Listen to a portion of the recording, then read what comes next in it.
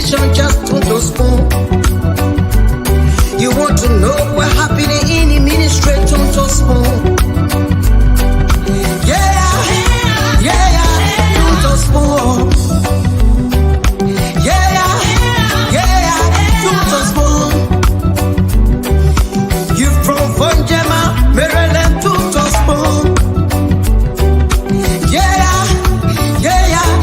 To spoon. If you eat keep on grudging like my brother to spoon.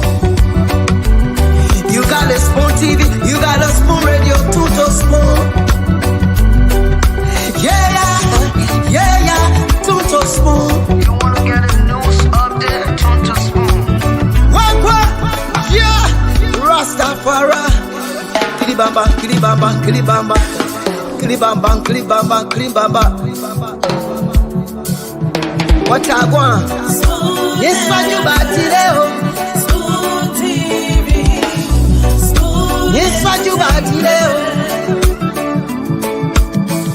Spoon TV. Spoon Bala bala bala. Spoon Skidibidi dabado.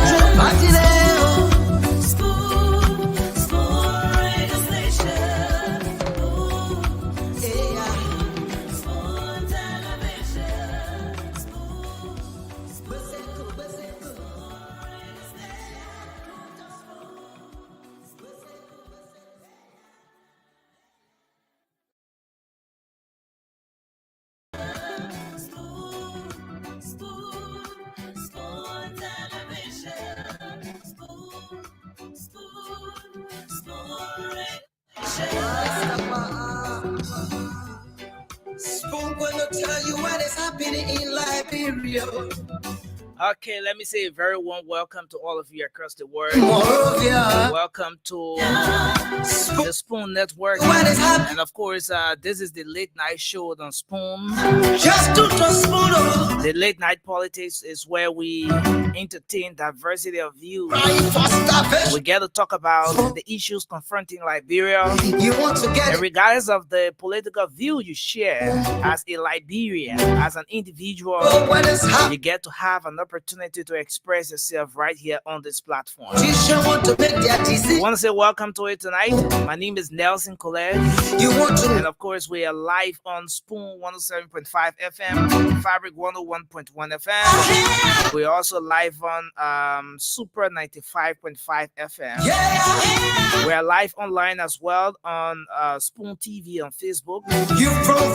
We're also live on YouTube, and the handle is Spoon Talk Live. All right, Spoon Talk Live.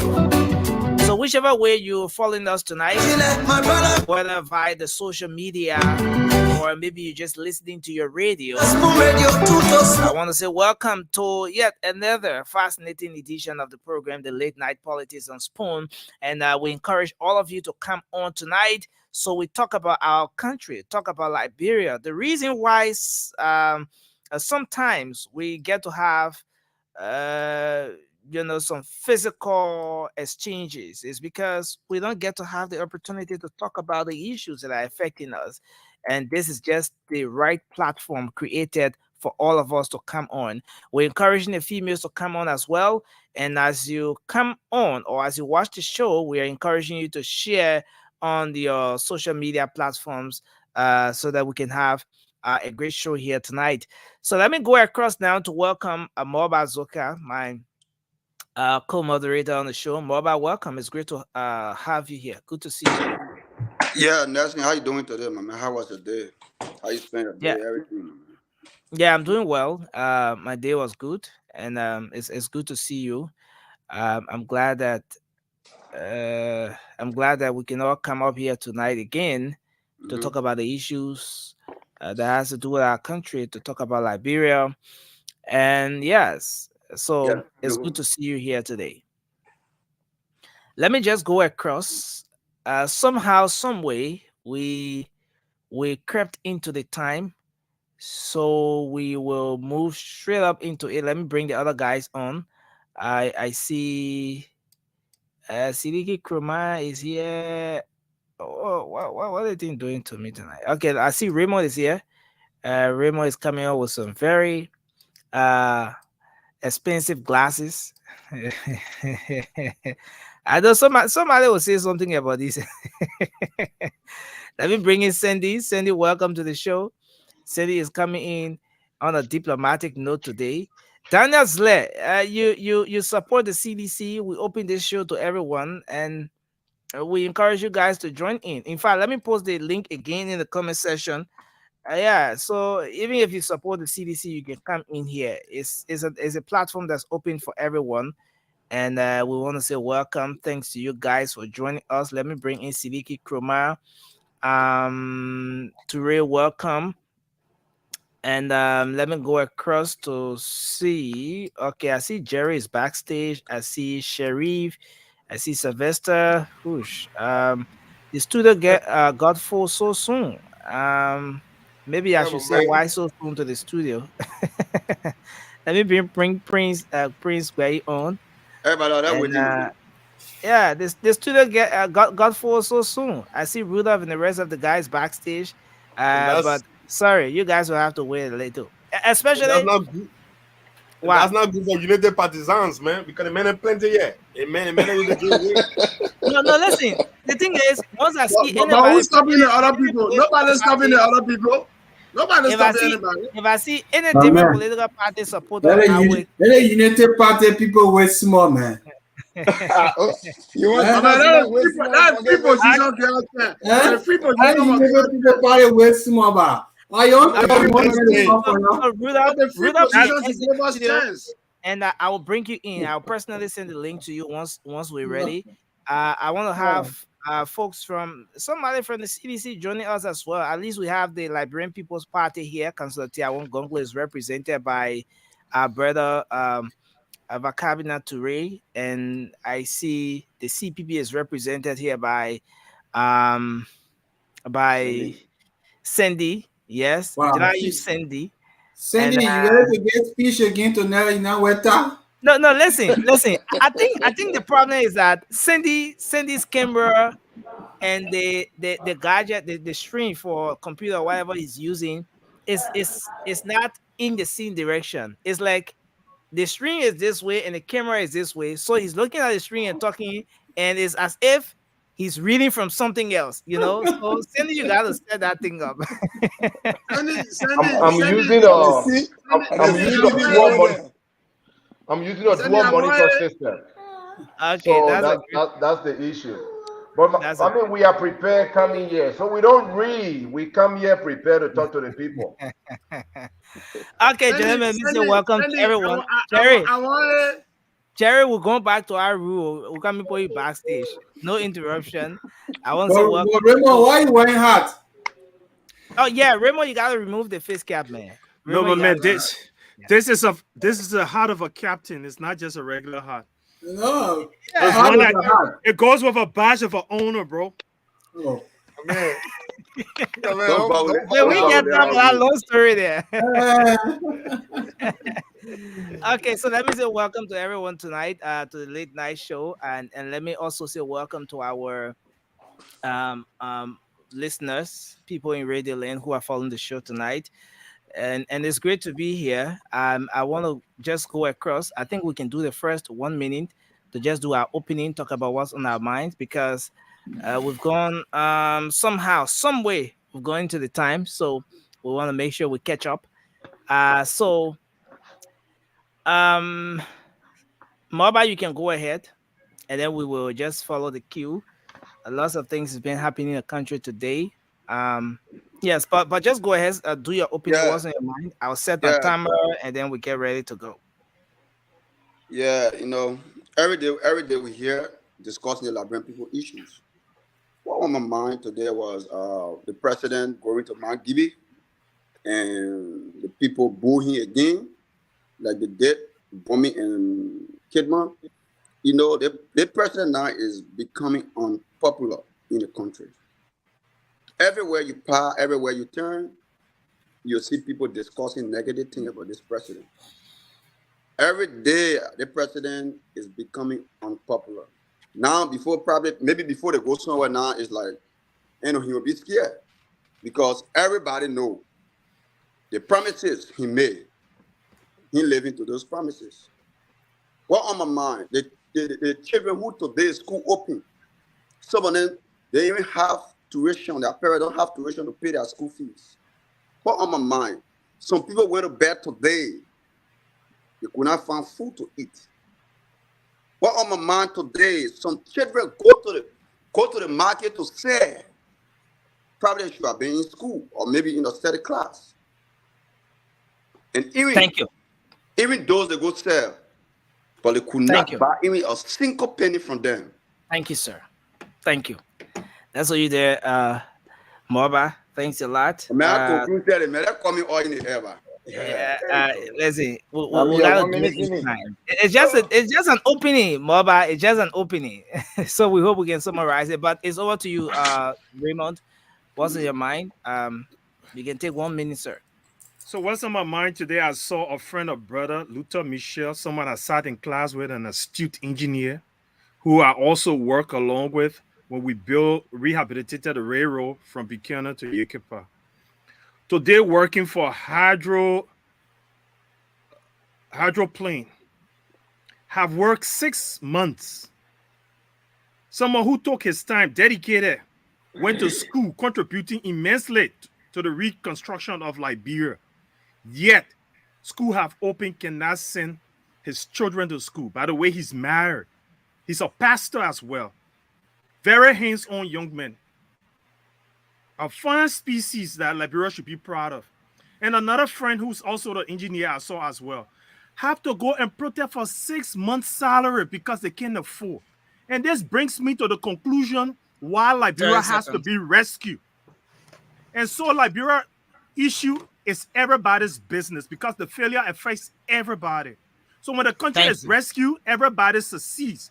That's why joebuaka.com should be a place to go and donate your $1, your $20, your $50, your $150. Let's rescue Liberia together. And also pledge to be one of those who will work as a pool worker for the JMB team on election day. That's on my mind. Thank you very much. Cindy, it's over to you. What's on your mind? 1 minute, sir. Good evening, gentlemen, and good evening to the Liberian people. As always, our country and the new direction of better Liberia is on my mind. Yes, I also watched the president today as he went to Kakata. Even though he begged and requested the presence of former Minister McGill, thinking that was going to help him, that did not materialize. I don't believe the booing today was because of McGill. I believe the booing was because of Mr. Weah himself. And that speaks to the same thing that happened in the Western Plaza region. They thought the booing was because of the senators and representatives that went with him. But we can tell that the Liberian people are fed up with Mr. Weah, with President Weah. When you have failed your people pay you back in such a manner. But the Liberian people are very hopeful because a new day is to come. They are very hopeful because we have Mr. Cummings who is coming to face the issue of the economy so that all of us can benefit from our country. Thank you. Thank you very much for your opening. Toure, it's over to you. 1 minute, sir. I'm resetting the timer. Yes, thank you so very much. I appreciate you, Nelson, 100%, my man. Man, you juggling two things at the same time, bro. That's MVP level there, bro. Thank you so very much for doing this. What's on my mind? Liberia is on my mind as always. People lives and aspiration, dreams, and everything they hope for themselves and their children are on my mind. And to just give a little perspective on our boo and stuff like that. this is something that's gonna continue. I've said this, and for like I said, I'm a PR guy. I understand exactly what public relation is. If the president continue to move in this direction, it's not gonna show anything positive towards their end. This is gonna continue. Is a wave, right? This bullying gonna continue. It's something that is a new phenomenon now that really gonna put what I call a final nail in the president aspiration to becoming a second-term president. I'm in a coffin, right? So I'm telling you, man, this is done. 1 minute is exhausted. The president should not be out there. Every time the president go out there, he's gonna be booed, and that's definitely gonna play into what I'm. 1 minute is exhausted, and you didn't mention anything about Councilor Tiago. The Ome is watching. The Ome is watching. I'm not going to give you a chance again to talk about it. Vote for the Senator of Liberia. Thank you very much. Okay, thank you. Let's read there and go back to Jerry Yimpan. Go ahead, sir. What's on your mind? 1 minute. Yeah, thank you. Shortly, as we go to elections, I'm deeply concerned about what is happening in Gabon, and I do support the ending of the Bongo dynasty. This came as a result of elections where the military said the election was fraud, and that if you want to win election, let it be a democratic election. So they took over. It's a warning to Begugbe, the Election Commission, and all the other people. Joseph Nyuma Boakai is a choice of our people, and any attempt with even doing election violence and trying to manipulate the process, the citizens will be compelled to take power. We will not tolerate any form of electoral fraud. The same way it is not permitted in Gabon, we will not have it tolerated in our republic. And we are Thank you very much, Jerry. Thanks a lot, Jerry. Let's go to Sharif. Sharif, what's on your mind? My Liberian people, as you can see today, I'm wearing a medal. This is your medal. This is a rescue 1. It is a rescue 2. Why am I wearing this medal today? Because a new dawn is here, which is Joseph Nyuma Boakai. When we elect Joseph Nyuma Boakai, he's going to give you this medal. This medal comprises of so many prizes. One of the prizes include good education, good roads, good healthcare, security, and good governance, and overall good and integrity. So what am I saying this? This government we currently have has mismanaged our resources, giving us 30 seconds. Bogus agreements to various companies that are not beneficial to the ordinary Liberian citizens. We're seeing firsthand Bombing County, what they are going through, and the rest of the Liberian populations. My people, let's not repeat the mistake that we made in 2017. Let's correct our mistake by voting Joseph Nyuma Boakai and Jeremiah Kuhn come October 10, 2023. Thank you. Very much. Sylvester, it's over to you, sir. What's in your mind? Good evening, everyone. Welcome back to this place where we discuss the issues without fear or favor. I'm just glad to be here. What's on my mind is the National Election Commission saying that they don't have fundings if there is a runner-up, and that should be something to really think about, because what happens if we go to runner-up? It will be a tough moment. And then another thing that is on my mind is at this crucial time when the president is running campaign, he said he's running on tangible. We should re-elect him based on his tangible. But I saw something in Kakata today in Mangibi County. The president cut a ribbon for 6 apartments with 2 bedrooms each, and he said it's for the doctors and the nurses of Rennie Hospital. Are you kidding me? 6 apartments, 2 bedrooms. How many doctors and nurses can live in there? So I was just like, this president take the Liberian people for granted that they can settle for less. Oh, Joshua must go. Thank you. I submit. Thank you very much. Then we move to sorry, doing two things here. Okay, so we move to Mr. Gbayi. Go ahead, Prince. What's in your mind, sir? Thank you so much, and thank you to the listening audience here. I say hi to everyone on the panelist today. First thing on my mind is the continued lie by Samuel Tue,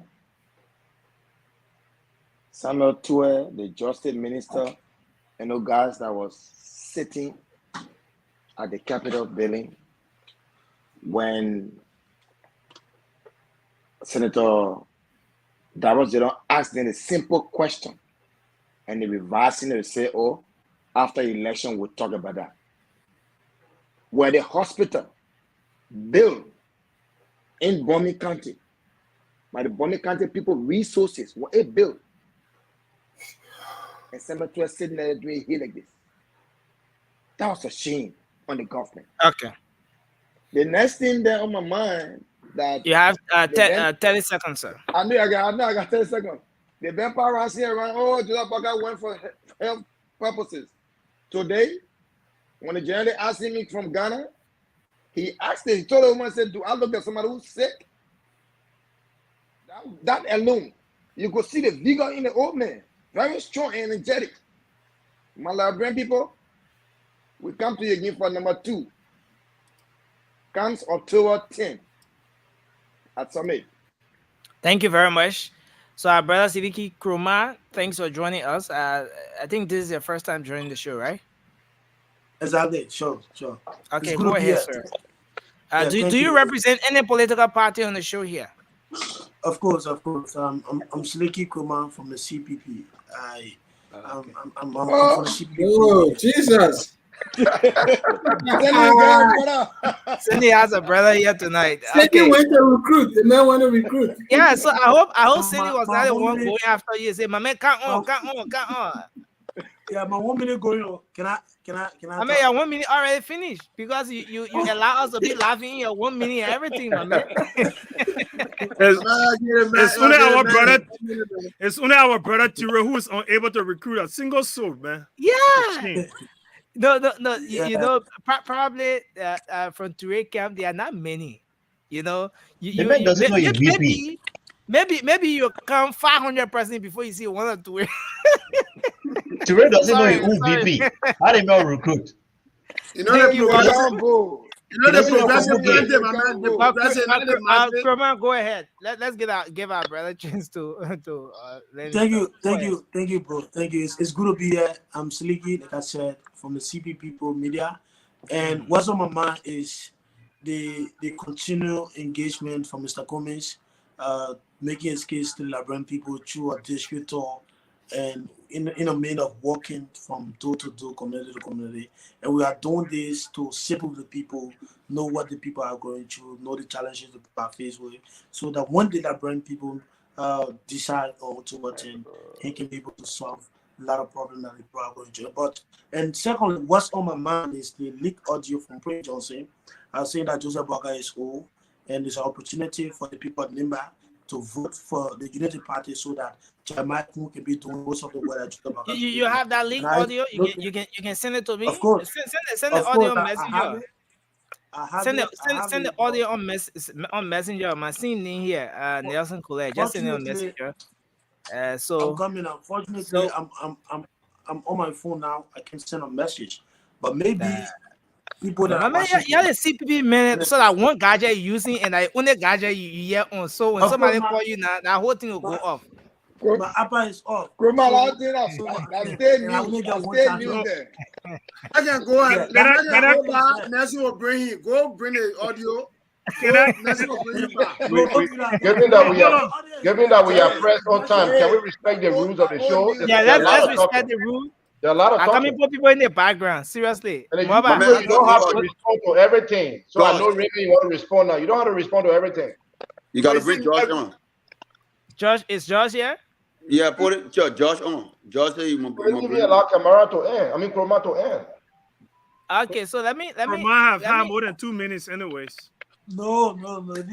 I keep talking. People keep cutting me off. I didn't end my 1 minute. Uninterrupted, you have more than 1 minute. Okay, you have 10 seconds now. Just go ahead. 10 seconds.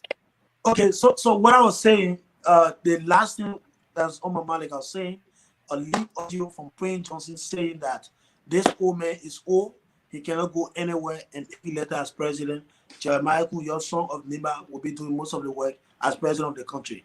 And so my question here to end is, Liberian people ready for a Jeremiah presidency? Are we ready for that? So let's flow on.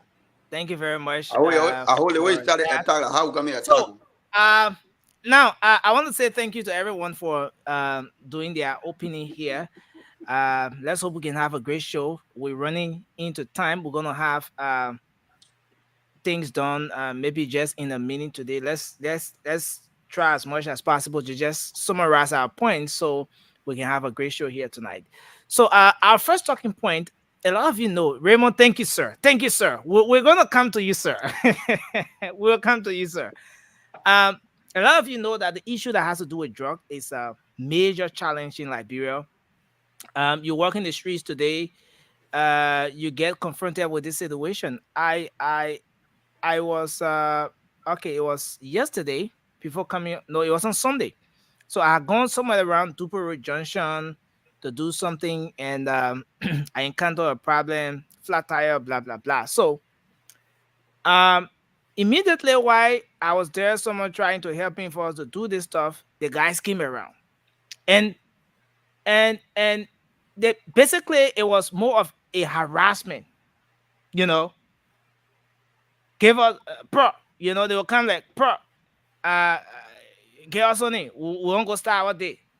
You gotta get X amount, you know. So this thing about drug, and just in the very short time I spent at that place, I saw about 5 different groups that engaged the guy and I who were on the scene.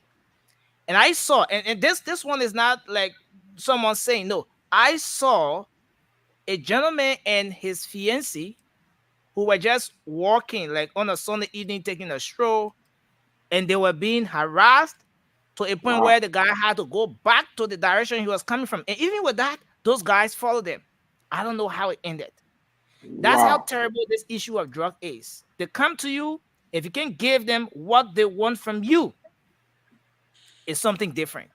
So the issue of drugs remains a major discussion in our country. Liberians, the parents are concerned. Families are losing potential sons and daughters to drug in our country. Now, a couple of days ago on the president's campaign trail to the Western region, he had this to say about the drug situation in Liberia. I want us to watch this video shortly, and then we'll come back and maybe throw in our thoughts. Is George still trying to come on? Mova. George said you should remove me. He said you should remove me. Okay, so let's watch this video. I'm gonna try to bring Josh on. Let's watch this video. This is wrong. You said no, that's also lies. You understand? How can you say that it's joy we are bringing drugs in this country? The country be existing while up 1847 independent.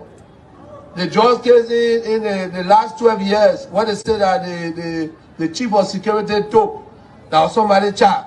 Is that me catching that drug? Was I in government? So what are they saying? In the regime 12 years, the court the drug were all in the security agent hand. That job we have brought it. So I'm not listening to them. They got 12 years, they got nothing to show. You understand? In 6 years, what else are we doing 12 years than what we did more in 6 years? And they come to you and say, oh, okay, put me back. I will make the players, I will put bridge in the heaven. This is all joker. Because anybody tell you say they'll put bridge in the heaven, then they're joker. You understand? 50 years in government, they not develop themselves. How can they develop it? So let us not listen to that. We're going to elections. Citizens need to be re-elected.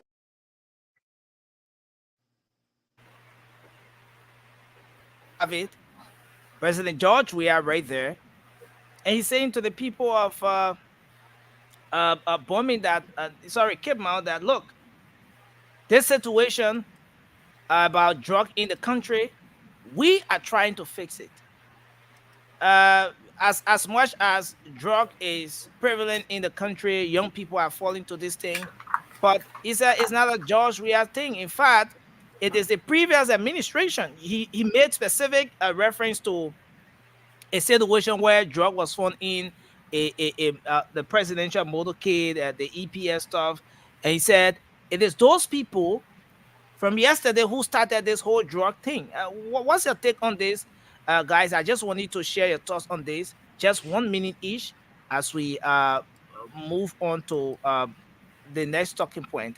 What do you make of this? He talked about the previous administration not doing well, what they did in 6 years, that this administration has come and passed them and done more than what they did for just 5 years.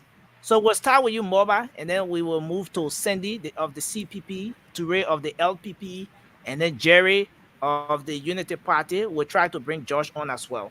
Yes, go ahead. Yeah, you see the drugs issue, although it been existing long time, but drug we are regime, the drugs issue are elevated to another level. Meaning, doing any time we never have what they call coup. But today, we got coup in the market that people can even get $10 labor to and go get it. So you know how cheap that drug is. During any time, you never see somebody taking in drugs. For me, bought in the lepo. I don't see it. During any time, I have not seen somebody taking in drugs, rowing on a quota.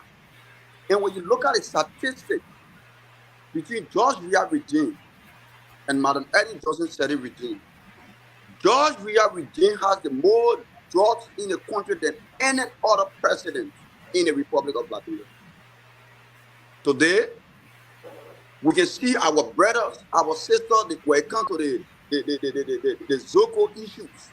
It's too much in the country, more than any time.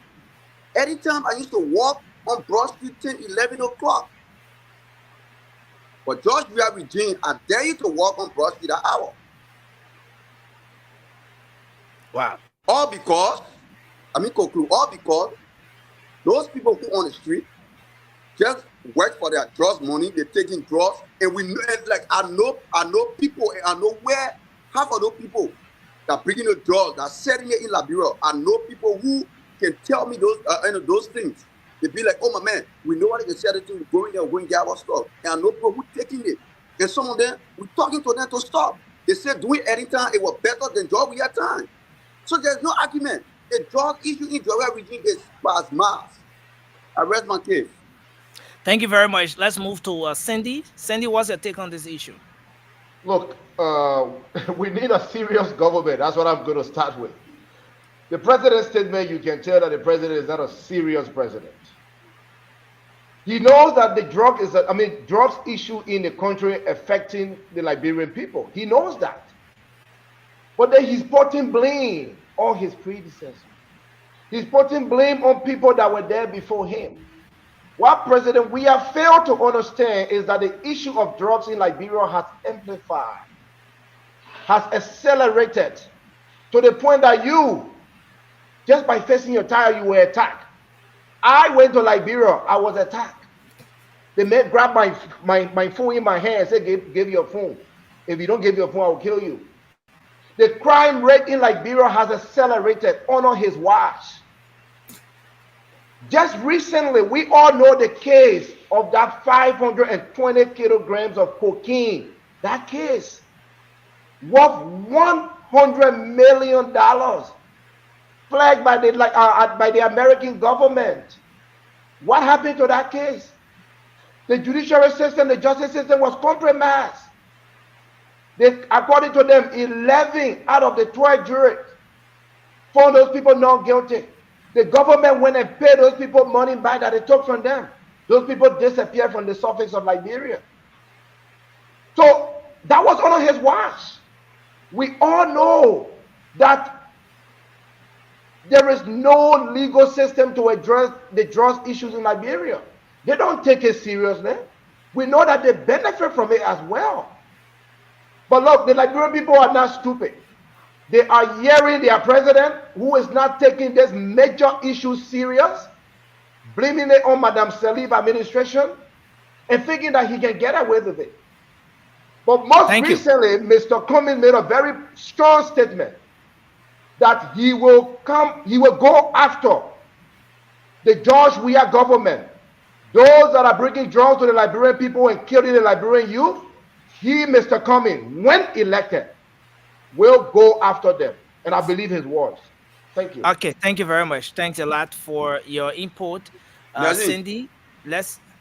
Yes, put in the group, Josh asking for the link, so can you put in the group so he can come on? Okay, yeah, let me put it in the Late Night Politics chat room. I don't know what's happening to my WhatsApp, but yeah, but go ahead. Toure, you can go ahead, sir. Yes. Yeah, ladies and gentlemen, once again, this president, for whatever reason, always found ways to shoot himself in the legs. Let me tell you this. President Weah is not a communicator. And every time the PR team decide to put that man up front, they are not doing this government a service. But we like that. You know what I mean? Because we want the president to continue talking. The president is a sadistic narcissist. All right? He does not understand what is happening around him. He continued to deflect blame on prior leadership that he is in position, that he was elected, mandated by the Constitution to protect and defend the people of the Republic. But yet he's there talking about something that happened in 1847. Were these reality in 1847, Mr. President? Every time you always reference 1847 by saying he's the most developmental president in the history of Liberia since 1847. And now we'll go back to drug usage in the country. Ladies and gentlemen, boys and girls, when somebody tells you who they are for the first time, you know what I mean? You might have a little reservation. You know what I'm saying? But when you know the president for the past 6 years, my Liberian people, President George Manuel Weah, I don't need to tell you anymore. The president is what he is, right? And giving this president another 6 years, I mean, you might as well just sacrifice your own life than give him another 6 years. Because the president has not been anything than a showboating. And even at that, he's not even Toure, don't you think that this administration has made some efforts as well towards the fight against drugs in the country? Don't you think so? We now have a new drug law, you know, that comes up with some penalties for individuals, the traffic calls, and you know, and then all of that. Don't you think some efforts have been made so far with respect to the fight against drugs? This leadership, they are good at what we call sensational lawmaking, sensationalized lawmaking. My man said he just hit it round and nail. What is good of a law if it's not enforced? How can you honor Ellington? We can talk about all these things. I mean, you guys were in Liberia. I was in Liberia during Ellington, but nowhere in the history books when talking about Ellen Johnson, even Ellen Johnson's worst critics, they will not tell you that $200 million worth of drugs was seized and there was nobody being brought for it. That did not happen. Under his watch, $200 million worth of drugs was seized. Nelson, it was on his platform that information was made available to the Liberian people. And the people went to court. What happened? They were all vindicated. And the next thing you know, all corporate that were involved in that something, they all fled the country the next day. So the president didn't tell us anything about anything. He's not Thank you very much. He's tired. His time is up, and the Liberians should vote him out and vote him. Thank you very much. For better Liberia, for the Senator of the Republic. Vote number 2, vote Yahan Gonglo. Thank you. Thank you very much. Jerry, let's hear you, sir. Number 6. Oh, you forgot the 6. You said number 2. But go ahead, Jerry. What do you make of this? President George Weah's statement regarding this fight against drug in the country. The president said people are lying on him, man. The opposition community is making up stories against him with respect to this whole drug thing. He's not connected with it. In fact, it is the previous administration that started this whole drug situation, and they even caught drug in their vehicle. So they should now be thinking about it, not shifting the blames on him, President George Weah. What's your point on this? The last time I checked, George Weah is a drug dealer because he had a best friend, No. one drug dealer called Bestman. No, Yeah, listen. Bestman. Jerry, we on radio. All right. Oh. So, let's hit the issue. Let's speak to the issue, Josh. Sorry, not Josh, but Jerry. Yeah. No, you know what I said that. Listen, look, bro, I know I'm a serious man on a serious platform, serious people listening. I don't just talk like that. A best friend was a popular drug dealer, I think, in prison in the United States or so. One best man. You understand me? And George Weah, wife is for Jamaica. You know? So all these things, George Weah brother-in-law was just arrested in Sierra Leone. That's why you are forced to release that man. The day they exchange, that openly released my in-law, Clark Weah brother, so that I get to do, he was arrested in Sierra Leone. The same network broke the news. So George Weah has been a drug addict for a long time. So the proliferation of drugs in our country is not something astonishing. But listen, Jerry. My point is, you may not have the pieces of evidence. You know, if you say, for example, that the president is XYZ, you may not have the evidence to bring forth here. Now you talking about somebody from Jamaica. As much as there are people from Jamaica who may be doing drugs, and not everyone. So Nelson, it's rhetorical. So do you think the president is not aware that if a brother-in-law is doing drug business in Liberia and you were arrested in Sierra Leone? Look, I'm giving you facts. Follow the story of Bestman, how George Weah was involved. If you have not heard that story, ask people. And the same network reported that the brother-in-law of George Weah, Clark Weah brother, is doing drug business and you were arrested in Sierra Leone.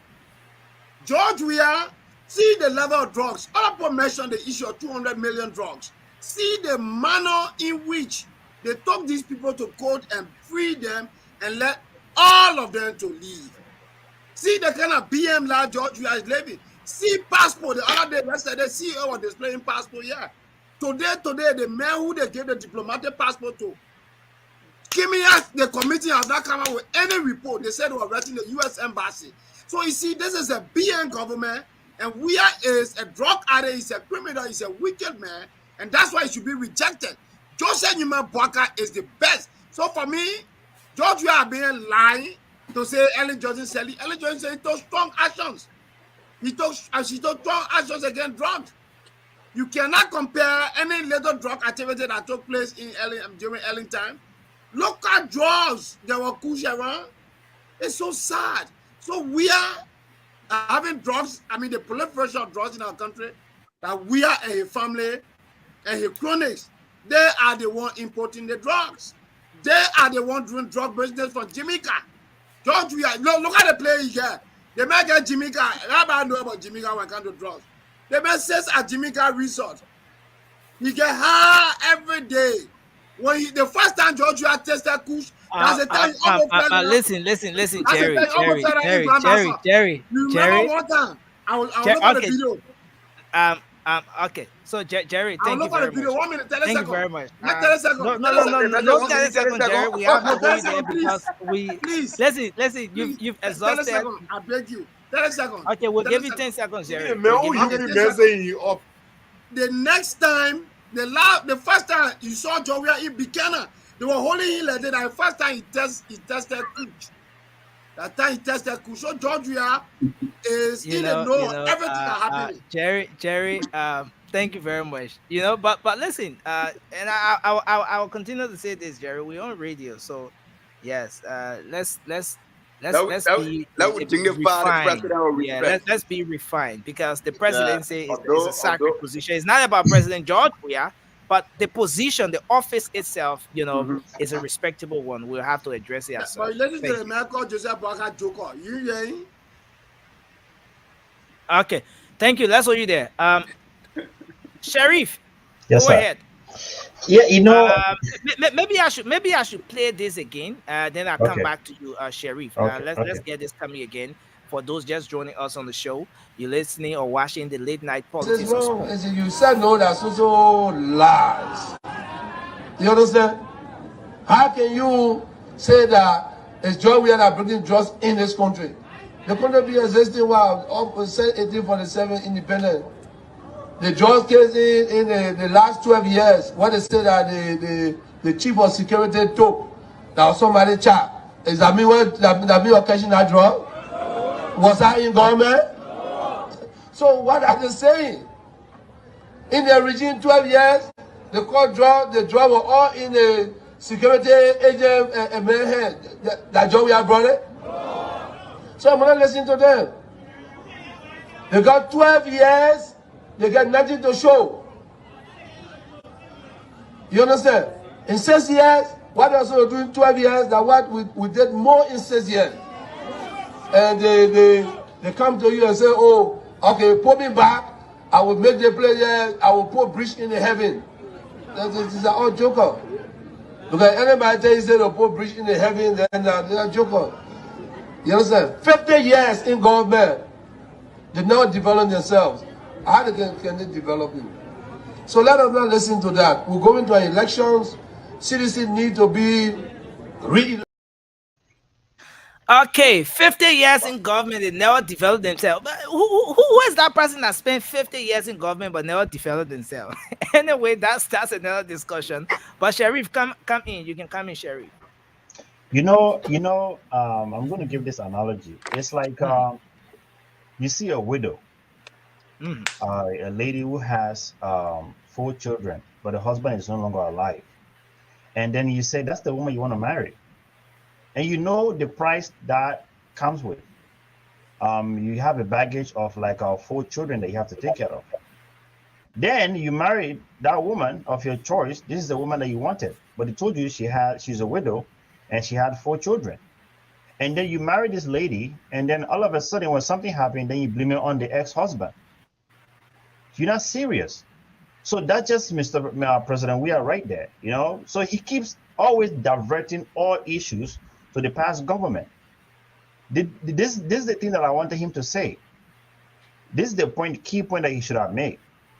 He should have told the people, oh, I understand there's a proliferation of drugs in the Liberian society, but these are the things that have done to curtail the proliferation of drug in the society. But he has none. This man has done none. It's alleged that his own brother-in-law is involved in the drug scheme. He's one of the drug kingpin in the country, is alleged. Again, we all know that there was like some drug abuses in Liberia here and there during the past regime, but it was not at the scale as it is right now. And during early regime, there was no $200 million worth of drugs was seized, and then the perpetrator were released untried. And what became of the drugs? What happened next? The drug got distributed into the society, and then now the drug abuse now is at a level we had never seen before in the history of our country. This man has done nothing. You can have all the beautiful laws in place. If there's no implementation, or there's no reinforcement, or there's no plan put in place to enforce those laws, it's just a mere decorations. It means nothing. And this man lacks the capacity to do anything to curtail the drug issue that we're experiencing today in Liberia. And our young people that are being affected with this drug issue is actually my own niece in Liberia right now. She's going through the same thing. We've been trying to get her off from ghettos, from the ghettos, and here and there still. She keep going back. So this is a personal issue that affects me as well. So, and George he just needs to go. He needs to go. He has nothing to offer the Liberian people. Thank you. And this is the reason why we're asking the Liberians in general to vote Joseph Numa Boakai. And we understand that even declaring your support for Joseph Numa Boakai, electionary process requires funding. It requires money. So we need a contribution from each and every one of you. Go to joeboakai.com and contribute any amount of your choice. Thank you very much. You know, long way towards this campaign. Thank you. This discussion is very interesting. A lot of people in the chat room want to come on. So for the Unity Party people, we'll rotate we'll rotate the Unity Party folks so we can get other people from the chat room and everywhere they want to come on. So yes, Cindy is here for CPP. Toure is here for the LPP. So all the Unity Party people in there, you just make your point, then we'll rotate you and bring other people in. Is that okay? Yeah, I would take a backseat for now. Okay, sir. Thank you. So Sylvester, you can go, sir. Yeah. Okay. You see, Jawia, he I don't know if Nelson, please let me speak my mind. Okay. I'm gonna be very you have 1 minute to speak your mind. Yeah, I just said Jawia is suffering from cognitive dissonance. He's talking about something that happened years ago. So you're trying to tell me is that drug that is still in the country and circulating around and making the youth to be who they are today? You go on a campaign trail, tell the people how you are trying to fix it. What have you done? Okay, he didn't tell the people how he's going to address the issue. Nothing. So you want to tell me it's the same drugs that still circulating around?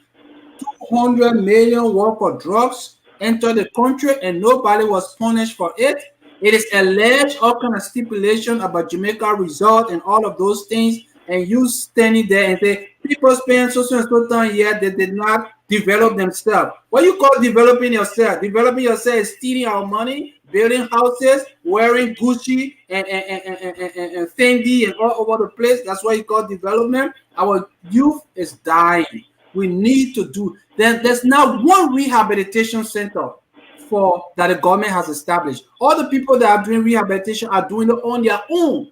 So how can you dare stand there and talk about the people lying on me say I brought drugs? Yes, because you are the head of the government. So the head takes the blame. So you take responsibility and find remedies. I submit because I can Thank go. You very much. Yeah, thank you very much for making your contribution. So we'll now move to Raymond. Let me bring Rudolph. Rudolph is in the background, so I'll remove Sylvester for a while and bring in Rudolph as well. So Raymond, go ahead. You can make your point. Our Liberian people, our president is the joker. When you don't know what you're in government for, if you don't even know the roles and responsibility of a government, and you call yourself a president, you are a joker. It's the government's role and responsibility to use all our revenue, all taxpayers' money to ensure safety. And there are rules, there are laws that the president has a responsibility to enforce. There are laws on drugs. And we all witnessed $140 million drug case, a tip by the US government, not any tip from the Liberian government, yet they allow those criminals to walk away. And even the money that was seized from the criminals to turn it over. I don't think they even turn it over, they use it. And I think they got money from those criminals. We can even see what's happening to our passport. Look, the truth of the matter is when we were fighting war, all the war laws brought in drugs to give it to their fighters to be brave, and so they would die in their name. But we still never saw this much drug. This government responsible. If they weren't responsible, they would track 1 or 2 persons involved with the drug deal. But if those people are protected by them, drug will always slide. So Liberian people, this is number 1 reason why George Weah should not be re-elected. He's incompetent. He does not even understand what the role and responsibility of the president is, or even the government. His arguments are lazy, unimaginably Thank you very lazy. much. Such a person should never come across leadership anywhere, any day. Thank you very much. Thank you very much, Raymond, for making your point. Let me welcome our brother Napoleon, Mr. Gabla. I hope I got the name right. Gabla, right? Bala. Okay, thanks. Welcome to the show. Rudolph Bala, welcome to the show as well. You support JMB. And let me welcome our brother Josh. Josh Wheeler represents the CDC on this show.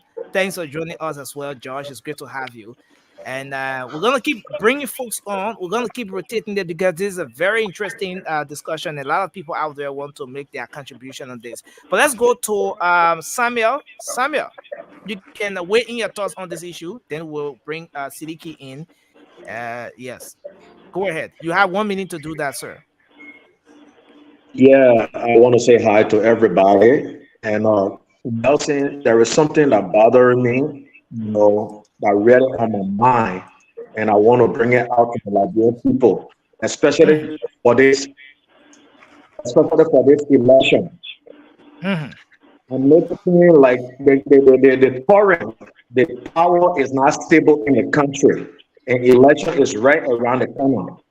And once the power is not stable in the country, know that every technology, or internet companies will be going up. I want the Liberian people to be very careful with their power going off and coming on while we're going through election. It keeps bothering me, and you guys got to be relating information.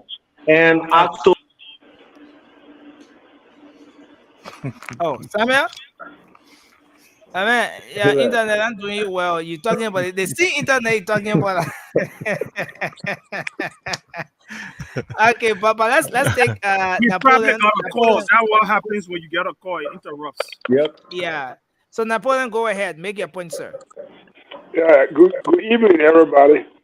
I just want to speak on the drugs issue for a little, because for me to hear the president saying that drugs were in the country when he took over, let me say drugs were in the country. But what kind of mechanism did you put in place to fight what you saw that you said you were going to control? Nothing. But here's the second phase of it. Boys and girls are in the street. Some of them are butting live pole. And you've seen it. Are you putting manpower out there to get them off the street and build an institution that will be able to bring them to be useful to the society? You are not doing that.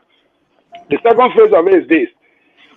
When Ellen was in power, I heard him saying that there was drugs for and this and that. I understood all what he said, but here is the fact. When Ellen was in power, Ellen even brought about no public smoking.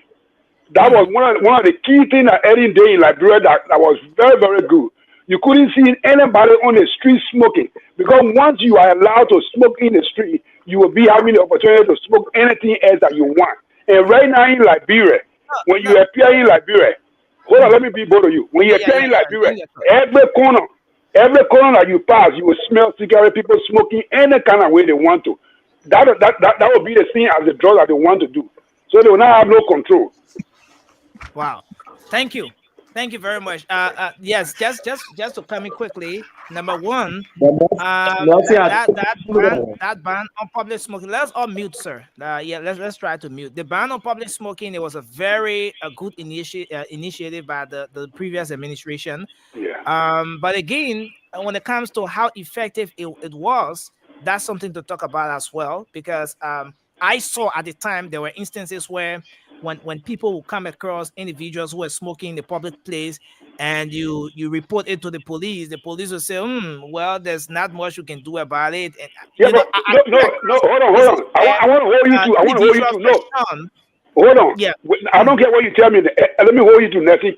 Yes, once there was a mandate put in place by the government, the enforcement was a step that they have to work on. But George Ray has not done anything of that kind. There has been nothing started to say we don't want to see our boys and girls in the street knocking their head on lipo or being like a zombie laying on cars in the street. I did try something.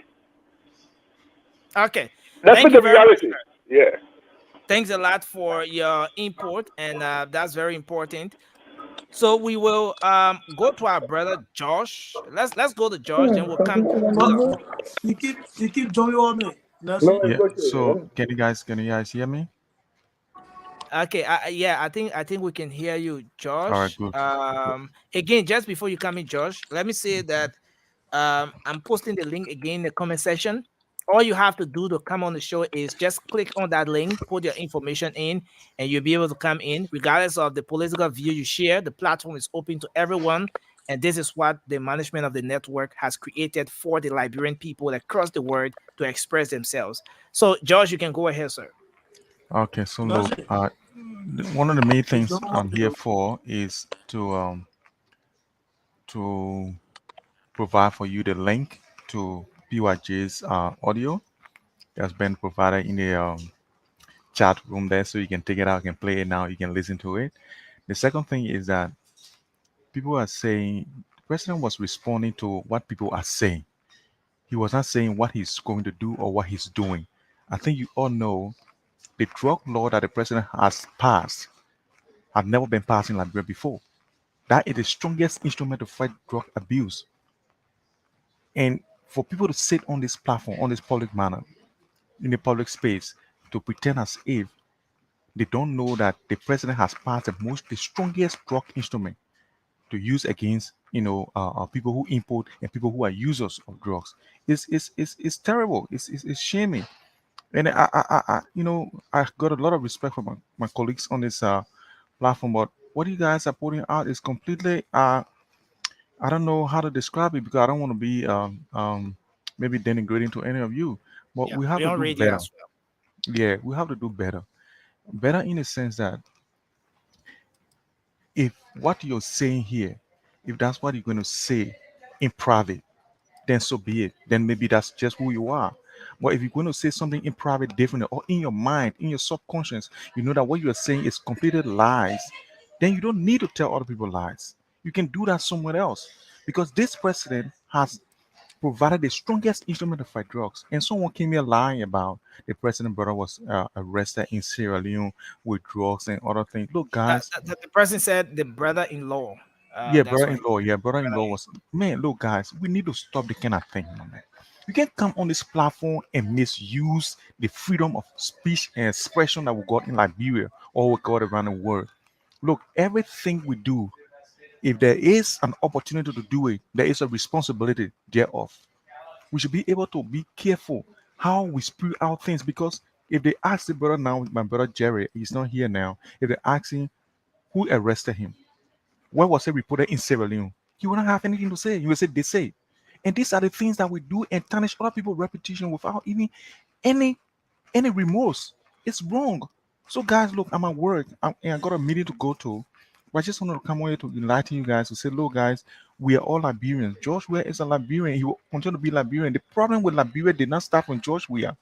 George Weah is trying to solve the problem we got in Liberia. So you guys can just chill. Some of us, when we were born in Liberia, we were born in the villages. Roads were not there. Today, people are building roads. Development come not just by accident, or did not just don't happen. It's not an event. It's a process. It happens from time to time and time. Gradually, things become fine. And that's what I just wanted to say to you guys. Now, thank you for the Okay. opportunity. And hopefully, Okay. you will play the tape that PYJ made, We because will play. it's very We're not revealing. playing your absence. It's very revealing. Yeah, I'm we're here. playing. I'll be listening. I'll be listening. No, we on Okay. the show. You gotta defend the tip because we know that's a fake. Listen, It's a fake tip, listen. so you have to be able to defend it. Okay, so That's listen, what you know guys. about that tip. Yes, we're gonna do this. You're not the first one talking about that tip, so we know it's fake. Okay, so thank you very much. Thank you, Josh, for sharing your thoughts on this issue. Thank you We so have much. our brother Samuel on, so we'll go back to you, Samuel, so that you can lend your thought on this particular drug thing in that video we all just watched. Yeah, thank you, Brother Nelson. Thank you so much again. The question just came in. Why now? Why George Weah is talking about that now, when he knew about it, and when he knew people that are in government since 50 years? and he was in the Senate. Cool. Why is he talking it now? What? That's the question I just have for the sedition. Why is he talking this now? Why is he putting blame on other people now when he already in leadership? He's the man Okay, in so power. Samuel, if I'm getting you, basically you're asking the question of what did President George Weah do as senator then, since he was in government at the very time he's talking about, right? Absolutely. Okay. And why is he putting blame? Why is he putting blame? Why is he putting blame on people? I can Okay, answer that. thank you. Nelson, Thank you. I think I can answer the that. president lied. He said he wasn't in government then. That was a lie because he was a senator. And prior to him being a senator, he was peace ambassador appointed by Ellen. So the president lies a lot, or he probably have lost memory of everything. Thank you. So Exactly, Ramon. Exactly, Ramon. Exactly. thank you very much, Samuel. I think you're done with your point, right? So we'll move to Rudolph to learn his thought on this issue. You want me to respond to that? You know, Okay, so Josh, you can come in. Yeah, let me let's have respond to Josh to that. come in. Then we can move to you, Rudolph. Yeah. So here's the thing, right? If you say why the president is speaking now, the same reason why during Ellen time, on the show, my man? put that guy in the back. For what? No, we're not putting the man in the back. So, man. You can't say you want George, to. you're not coming regular this show, man. George, you're not coming regular this show, my man. George, just learn your thoughts on this issue. So Nelson, why is George allowed to wear a hat on the show? Oh yeah, George. Sorry. You have to remove your cap. Yeah. Thank you. Thank you very much. So Nelson, I'm making my comment today. Okay. Yeah. Well, Siliki, I thought you made your point. No, since today we did. Oh no. Okay, after Rudolph will come to you. Let me finish. But remember, Siliki, when you come on the show, once you cut your camera off, you cut your webcam off, you will not appear. I will not see you. So that's where sometimes the problem comes from. But go ahead, Josh, and then we'll take Rudolph. Okay, I understand.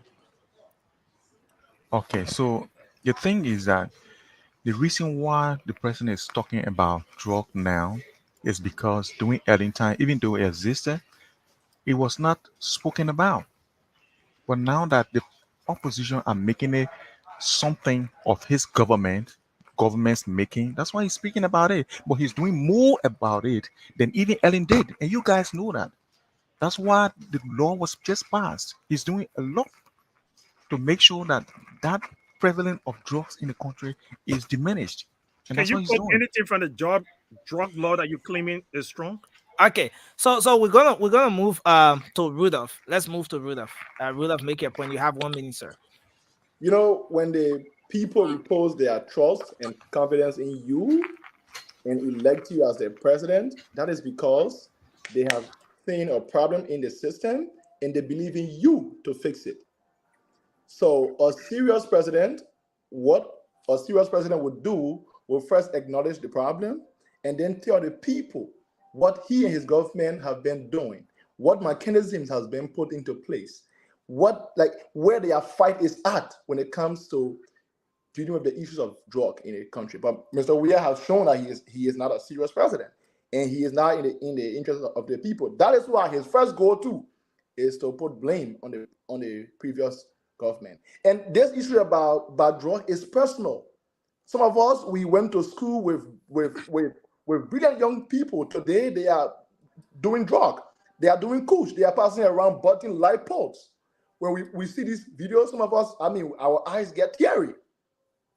So for Mr. Weah to not even address the people and tell them what he is doing, it's shameful. And it tells us that he is not in our interest. The youth are dying every day. But this man will tell you that, oh, it's not me. 20 seconds. We voted for you because there was a problem and we wanted you to fix it. But since he came to power, the numbers have skyrocketed. We have seen a drastic increase in the number of Zogos today. We have seen a drastic increase in the number of deaths of our brothers. That's why we should all vote JMB comes October 10 so that we can clean some of this mess. Thank you very much. So let's go back to Siddiqui. He represents the CPP on the show. Siddiqui, I'm sorry that we skipped the queue. It's okay. And I think that was because you at some point cut off your webcam. But go ahead, you're live. The floor is yours. 1 minute. Thank you, Nelson. You know, it's very sad to hear the president speaking the way he speak about the trust issue, and I want us to be very serious here. This whole trust issues in the country, the increase of trust addiction in our country, is very pressing and concerning. So to try to politicize it, for me, I don't have interest in that.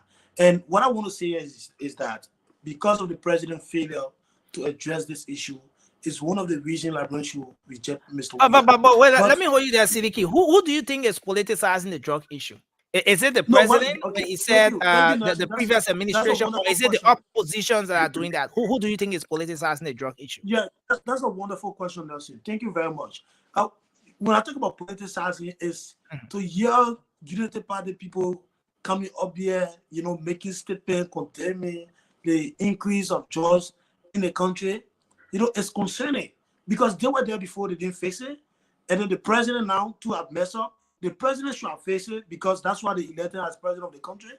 And then what United Party did not do in 12 years. And most of them here today are only criticized, but they're not even telling you, Nelson, how Mr. Bwaka or the incoming no one is interested because all the people talking. No, Maba, you not do that. You're co-moderator on the show. Don't do that, Maba. Yeah, give the brother a chance. Okay, we gave you additional 30 seconds. Go ahead. No, Land your thoughts in 30 seconds. You see, the one that man cut me off. So when you cut me off, so you can say 30 seconds. That is wrong. It's not fair. You see, you spoke, people listen to you, but time for people to speak, you cut them off. We get the time back to you and stop arguing because you're taking up time to argue, bro. No. Okay, sorry, guys. Let's try to mute. I really like Raymond, but you have to control Raymond on this show. Raymond, you interrupt a lot. You got to stop it. Yeah. So let's all mute and let's have our brother Siddiqui. Siddiqui, we give you 45 seconds, sir. 45 seconds. Go ahead and make your point. So when you have been talking about politicizing, is that you people come here to talk about the president days, you know. For me, the president I feel, and that's why we need to replace Mr. Weir. That's a fact. Now, Mr. Kumis continued to talk about this Jaws issue. The first thing Mr. Kumis talked about, and this is what I expect of the you people to come and talk about. Sadly, Joseph Baga don't even have a plan of fighting, you know, the increase of Jaws. Mr. Kumis said the first thing we can do to stop this high increase of Jaws is to stop traffickers, the people that are breaking it. You stop them. How do you stop them? You arrest them, you put them in jail, you punish them. That's one of the ways. Number two, the people that are addicted, you create more rehabilitation center. I hear a lot of people talking about rehab center. Look, the rehab centers that are here, the drugs addicts, when they go there, I come in 1 second, please. When the drugs addicts go there, some of them, they don't even have the kind of food they eat there. So at the end of the day, they jump through the window, they come back in the street and join the So we create a center, we rehabilitate them, train them, and then, you know, we come back to the society, so we become useful. But the United Party don't even have a plan for that. So they are not even the kind of people that will come back and condemn Georgia because they are all the same. Thank you very much. Okay, thank you very much. So we will we'll take 3 points. I see Napoleon's hand is up. I see Samuel and I see Raymond. Is it Raymond there? Oh no, but if everybody putting their hand up now, then maybe we'll just go to the lines on this issue. And so yes, I'll come to you, but let's take a look at this whole drug thing. This when we talk about drugs, this is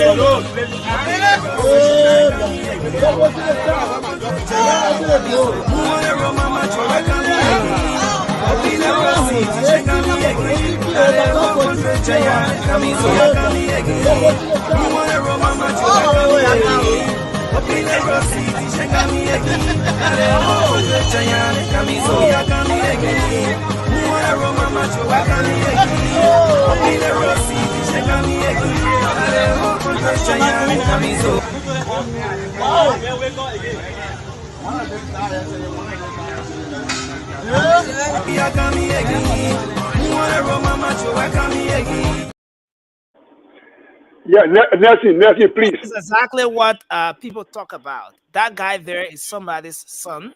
somebody's brother, a family member of someone, yes, and he's a victim of drug. And this is why this thing about drug is concerning. And Siddiqui talked about the issue of politicizing this situation, which is one aspect as well. I think it's more of a societal problem, a societal issue, in fact. And again, you can't disassociate the role that the authority is supposed to play, whether the current government or previous government or governments to come. You can't disassociate them from these kinds of issues, because they all have their own unique roles to play when it comes to this. But Napoleon, let's give you 20 seconds, please. Just 20 seconds, because we have to go to the line, sir. Okay, I'm going to make good use of it. I want to let Siddiqui to understand one thing here. Siddiqui, just look at the picture you saw. During any time you did not see such a picture of a human that is living to be of that kind. That's number one. Number two, you are saying that what you people have in place that would be able to stop this drug trafficking or drug abuse in Liberia, that was one of the senators of UPP has an institution. That is not a senator of UP, sir. I mean, or Unity Party, right? Sorry, Unity Party. No, he's not a senator of Unity Party either. I'm saying on a Unity Party right now, he has an institution to fight against drugs. He's a sympathizer of the Unity Party. He's not a member of the Unity Party as much as you know. Okay, hold on 1 second. Let's see. Nancy, when somebody is with an organization that has a meaningful, useful, and genuine institution that has to contribute to the society, you have to acknowledge that. Once he's on that platform as an individual who is with the Unity Party, through him, the other members of the Unity Party and the leadership of the Unity Party will bring more institutions that will be able to fight against drugs. Thank you. 10 seconds. 20 seconds. Yeah, more about coming. 10 seconds, thank you. You see, we're not here to attack the opposition, but our brother want to go that route. You get how many senators you get in the Senate that even one day bill a little bit of rehabilitation, maybe they can take 5 people from ANC. Okay, that's the government. How many people from the ANC? People are in America here. People are in Liberia. ANC, individual. Pay them, let's say 10 people that will host them to rehabilitate their life. Baba, let me also ask you the question. How many people from the Unity Party? Thank you, Nazi. How many people? If you come to the Unity Party, right? If you come to the Unity Party, now we're in collaboration, right? We're in collaboration. So based on that, please mute. Yeah, but listen now, we're in collaboration. Based on that, we get data. And people from the Unity Party supporting that identical cause. Okay, thank you. Am I sensing here that the Unity Party want to also tap on the glory of a Liberty Party senator, Senator DeLong, based on his collaboration in the fight against drugs? But let me hear from you, Toure. Let's hear from you. Let me say this. I don't think anyone is trying to politicize the drugs issue. This drug issue is a human issue. Okay, that is a fact. And the fact is that the president have not done anything. And I know my man George can come and try to come in his engineering suit to try to sugarcoat the whole thing here. George, it will not work. The father and the mother, the president have failed the people. The president is not doing anything. And the drug issue is a global issue too. I'm in Pennsylvania. There's a section in Pennsylvania where they call Kingston. They call Kensington. Kensington, you go down there, the scene where you see people standing in the street and Nelson. That's the scene where you're going to see people like that. But at least the government, they are doing something about it. Okay? And you will not say that somebody capture or 200 million worth of drugs in any normalized country. Thank you. That's what you did. Where nobody go to jail for it? Come on, George. Okay. That is a joke. Sandy, take 20 seconds, sir. Let me correct these UP brothers. DeLong did not win on the Unity Party ticket. He was in collaboration with you. He won a CPP ticket, and his platform at the time reflected the CPP that we still hold on to today. The issue of drugs, I don't think we should be limiting that to any political party on this show. The issue of drug affects Liberia's greatest resources, which is human. Our young people are affected. Thank you. And we should always speak to how we can rescue or face the issue. So let us not politicize this among ourselves here. Thank you. Thank you very much, Raymond. 20 seconds. Anyone who asks that we cannot make the issue of drugs political, they lack some understanding. Governance has to do with ensuring the safety, the well-being of the citizenry. And drugs affect every fabric of our society. And that's the primary concern of governance. So it's political. Thank you. The truth of the matter is, Cyrus DeLong currently works with the Unity Party. So you can't divorce him from the Unity Party. His ideas, his support goes along with the Unity Party. Thank you very much. Like we gotta go to the lines. How much you to build that rehabilitation center? 10 seconds. You're asking how much you did buy the contributor? Maybe he's under the line is the best person to answer that question. But let's go to Rudolph. So my young man, I work plentifully with substance drugs. Young man will not get so tough. 10 seconds. Go ahead. Please. You know, our brother Kuma, when you said that JMB has no message about how he would tackle drug, then that tells us that you have not been listening, or you have just chosen to live in falsehood. Because JMB has been very vocal when it comes to how he is going to stop the increase of drug in the country. JMB tells you about the rule of law.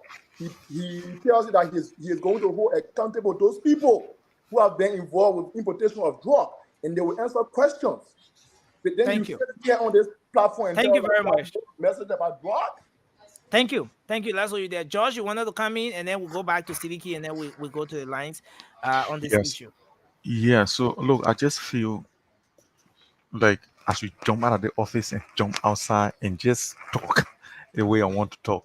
But the thing is that because I share the office with other staff here, so I don't want to be too loud.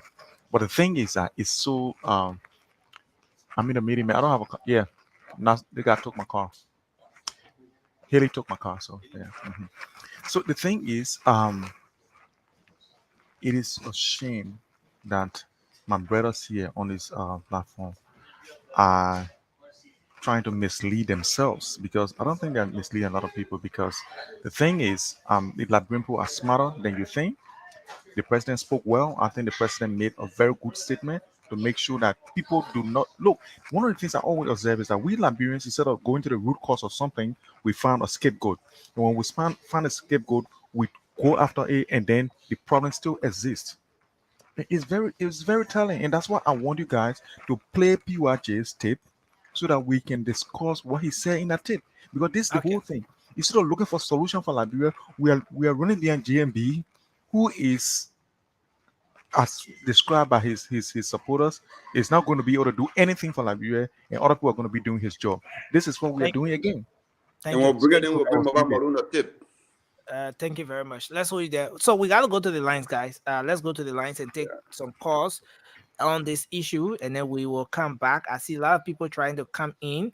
We're encouraging the females to come on as well. But if you couldn't make it to come on the show live, this is the time for you to call in and make a contribution. We'll take the first 6 calls from Liberia, and then we will go to take 5 from our WhatsApp line. So let's take our first call here. Sorry to interrupt. I would love for you to put me in the backstage and get the female on, because I have something to do. So I'm sorry to leave this too. Okay, thank you very much, sir. We appreciate you. We appreciate that contribution. So we will do this. See, Sidiki is trying to come back. Okay, Sidiki is already here. So the link is in the comment section.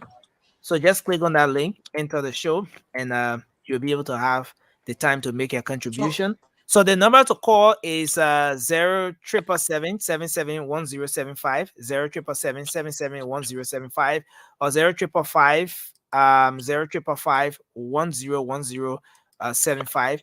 That's the number to call, and you'll be live on the program. Let's take our first call here. Hello. Good morning. Yeah, good morning. You're live. Your name and where you call from? Just keep over Miami. Okay, go ahead quickly. That brother, we retire. Let him face the role with 85 million having when he play football. So that makes you that having that we not know how to do it. Now you come to America, be here, go to America, we retire, and then you go sit down. You will use the person to the end of our facing. Thank you very much. Thank you very much for your contribution. Let's take this person. Good morning. Yeah, good morning, sir. Yeah, go ahead quickly. Your name and where you call from. Joseph calling from people who. Joseph, let's hear you. Yeah, the aspect of drugs in Liberia, the government, I'm putting no remedy in place. Then now they're speaking no way our money or people know the person they putting all on the street. So the boys. You said as you speak, you are doing what? The men they are walking, sleeping. No more human being walking, sleeping. You said as you speak right now, what's happening? What's happening to where you are right now? They go on the street. You know where the girls are, right on the Dubo main street. You know where the girls are. Just drugs, man. Yeah. Wow. Thank you. Our country is destroying gradually. Thank you. Yeah. Thank you very much. Let's what you can do this person. Hello. Good morning. Yeah, good morning. Go ahead and email where you call from. Okay, I'm J. Ellis Tyler Jr. Call you from Bowman County this hour. Ellis Tyler Jr., go ahead. Yeah, my brother, President, we are facing a serious president. That's why, first of all, he does not know when the country is in war was founded. By your recording, I heard him say that we was founded 1847. Imagine when he just celebrated the past tenure just last year. But let's go to the issue. The issue here is he claimed that George was found in the molecule of former President studies called for during administration when he wasn't into power. Thank you. But what did he do when he became president since 2018? Thank you very much. Let's go there and take this person. Good morning. Yeah, morning. Yes, sir. Go ahead quickly. Let's hear you. My name is Prince. Yeah, Police Academy. Prince, go ahead, sir. Yes, the thing with the discussion about my concerning about the just issue. In Liberia, the first thing I'm going to talk about is the president is the head of the government in the country. But he don't control over everything. If you know that just floating in the country, he had to put stop to it. Okay. But you are not doing anything like that. Thank you. Thank you very much. We'll take two more calls from Liberia, then we go to the WhatsApp. Hello? Hello? Hello? Good morning. Yeah, good morning. Go ahead quickly. Yeah, thank you for the topic on the discussion. This is Andrew's massacre. And as I speak, just been sharing tears on my bed. A brother talked about his friend as an engineer, and he can't afford to send his children school fee. I'm an engineer. When China started came back, got in one accident. Today, I'm carrying iron in my legs. When I heard President Weah was coming, I printed a banner asking to please assist me to remove this iron in my legs. I've been crying on radio more than 5 years. Imagine when the convoy slowed down and the EP got put me. And today I'm starting. I need this iron off my legs. I went to the hospital. I was charged $900. I can't afford. I'm going to that demonstration. Iron is my bad. Wow. Please talk to the panelist. Can they help me to remove this iron in my legs? What did this say is your name, sir? I'm Andrew's massacre. Massacre? Massacre. He was me personally. He was trying to help me. Thank you. Nelson, please get his number. Nelson, please get his number. Nelson, his number, please. His number. Yeah, Nelson, please get his number. We can write it for him. Remain on the line. Let's see if we can take your number. Okay, just call your number. Please call the number because the line you are calling on, I can't see the number now because there are so many calls coming through. 081 544 827. You said 0881 44 0881 544 544. Yeah. 827. 827 544 827. Your name? Masakwe, right? Yes, sir. Okay, so thank you very much, Masakwe. Thanks. Yeah, so let's take the last caller from here, then we'll go to our WhatsApp line. Hello? Hello? Hello? Hello? Yeah, hello. Yes, sir. Please go ahead quickly. Yeah, good morning. Yes, go ahead. I'm Usman Masale calling from Vajda, Bombay County. Okay, go ahead quickly. You know, the drug issue in this country, my brother, the last time to play is embarrassing everybody. Even if they're not you taking the drugs, but some of your family may be taking the drugs. And the government has done nothing towards the drug business. So for even that, now, in Bombay County here, with a JNB, because we will let JNB down, but presently now we are regretting why we want to elect the kind of man to become president of us. Thank you very much. Joe, on serious human being. Amen. Thank you. Thank you, man. Thank you very much. So I don't know what I mean by Bluffer Joe. So let's go to the WhatsApp line. The number is pinned on the screen. So we take our first call from WhatsApp. Hello. Hello, Nelson. How are you? Yes, sir. We okay. Let's hear you, sir. Yeah, this is Alex Minabo calling from Minnesota. Yeah, go ahead. I just want to say thank you and also the rest of the panelists. You guys are doing a fantastic job enlightening the minds of Liberians. I will appreciate the general election. When it comes to the issue of drugs in Liberia, I heard one of your panelists, if I'm not mistaken, I think that Cindy trying to say that we cannot blame the current government. I disagree. Not Cindy, I think, okay, yeah, but just make your point. Yeah, make your point. Okay, yeah, okay. Maybe I'm sorry, Cindy, but I heard somebody, it's one of your panelists. Okay, but that's not the issue. The issue is that for me, I blame the current government, especially the chief executive, the chief law enforcement officer, Mr. Weir. When you see there's the epidemic, the drug epidemic in Liberian society. Thank you. They are polluting the mind. The drug is polluting the minds of the young future generation. So it should be the concern of Mr. Weir and the government. Thank you very For much. Instance, let's hold you there, sir, because we have to take. Yeah. Just give me 1 minute, sir. Okay, take 30 seconds. Take 30 seconds, sir. Okay.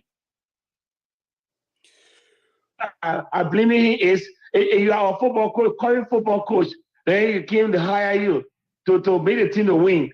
Then the team loses. Oh no, but the old coach now here, the team are losing. That's what they hire you for. Thank you very much. If come tomorrow. Yeah. Okay. Thank you. Yeah. Thank you, sir. Thank you, sir. We appreciate you. We have to stick within the time, so we have to take others. Hello. Hello. Within the time, so we have to take others. Oh, hello. Can you? Hello. Are you there? The gadget on. The whole line here now is kind of freezing. Okay, so so we will take another person. Hello. Okay, again we lost this person here, from the WhatsApp line. I think we can squeeze in this person here. Good morning. Yes, good morning, Nelson. Yeah, and go ahead. The rest of the panelists. Okay, go ahead. Thank you. So my name is Thomas Kumar. I call from Upper Kawa. Thank you so much for the talking point. Now, I always tell people there are two cardinal issues that will make Judge Brown be defeated. One has to do with the issue of drugs.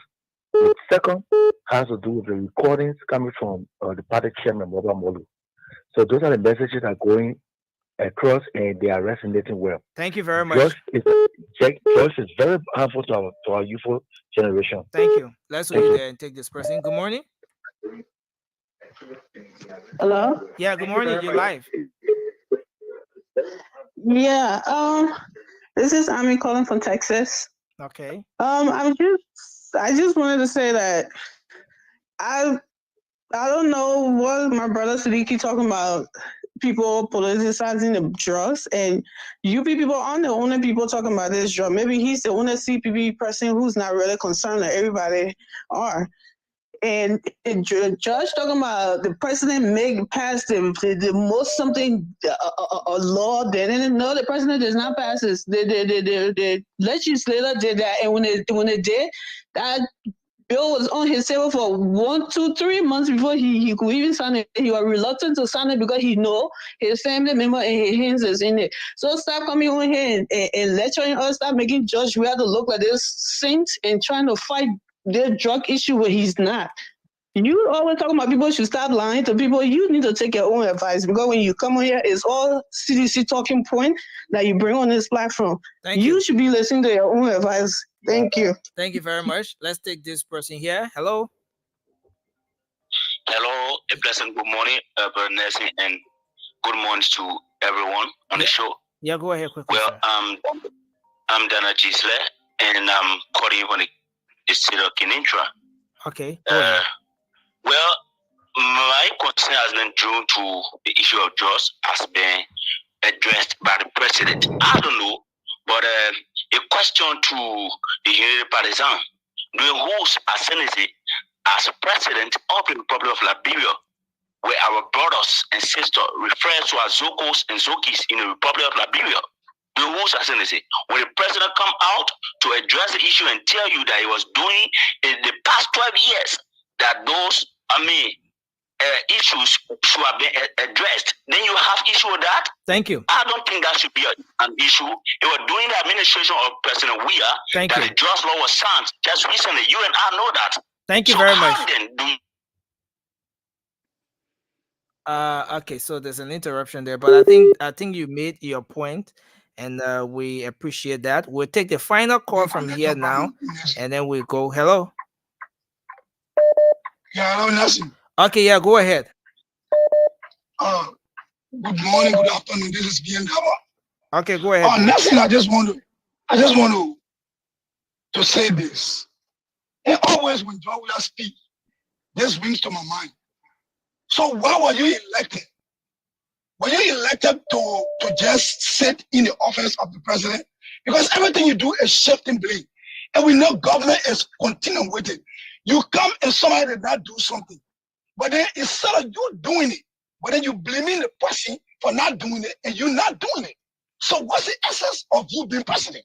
Thank you. Thank you very much for expressing yourself on that. We will squeeze in the very final call here now. Very final person. Hello, quickly, go ahead. Hello? Bush. Hello? Hello, are you there? Hello? Hello. Yeah, go ahead quickly, sir. Take 30 seconds. Yeah, hello, Nelson. Yes, sir. Go ahead. Yeah, so I just want to weigh in concerning the drug issue. The drug issue of Liberia is that honor the Joe Weah watch, the Joe Weah administration watch, $140 million worth of drugs got arrested, and those people, the importer, was scot-free. And our brothers and sisters are high every day in the street. Why? He is the president. The president or government is the agent of the state. The agent of the state is to provide security and protect its people. So why honor his watch? Thank you. And then he will not take blame for those issues? Thank you very much, sir. Thanks a lot for your contribution. We appreciate you.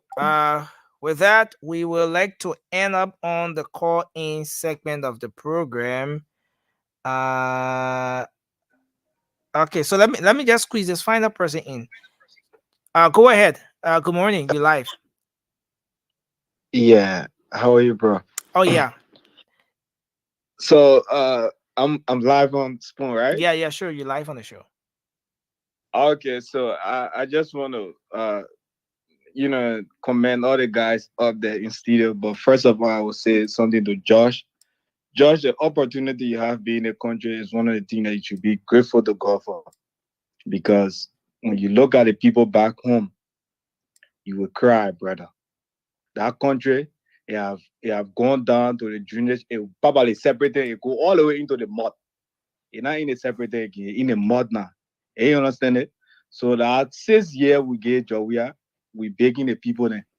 All the people begging them, y'all come together, let our man lead that country. Because the next 6 years, they'll be jealous. Say when you finish on roofing the horse, you take all the mud, you take all the black, nothing will lead there again. So tonight, there are a lot of great guys up there, but your expectation of how you expect the government to be done, things that you expect the government to do, we're begging you. There are a lot of ups and downs people go through in our country, especially when you get the opportunity to leave. You can just say when you're in hell and somebody raise your hand to go to take you to heaven. So don't never to say, oh, the people in behind it, they just want to take drugs and this, that. So I just want to commend you guys so much for the great job, keeping your time up to the late hour to inform the people. That's a great one. I'm so grateful to that. And thank you, Nelson.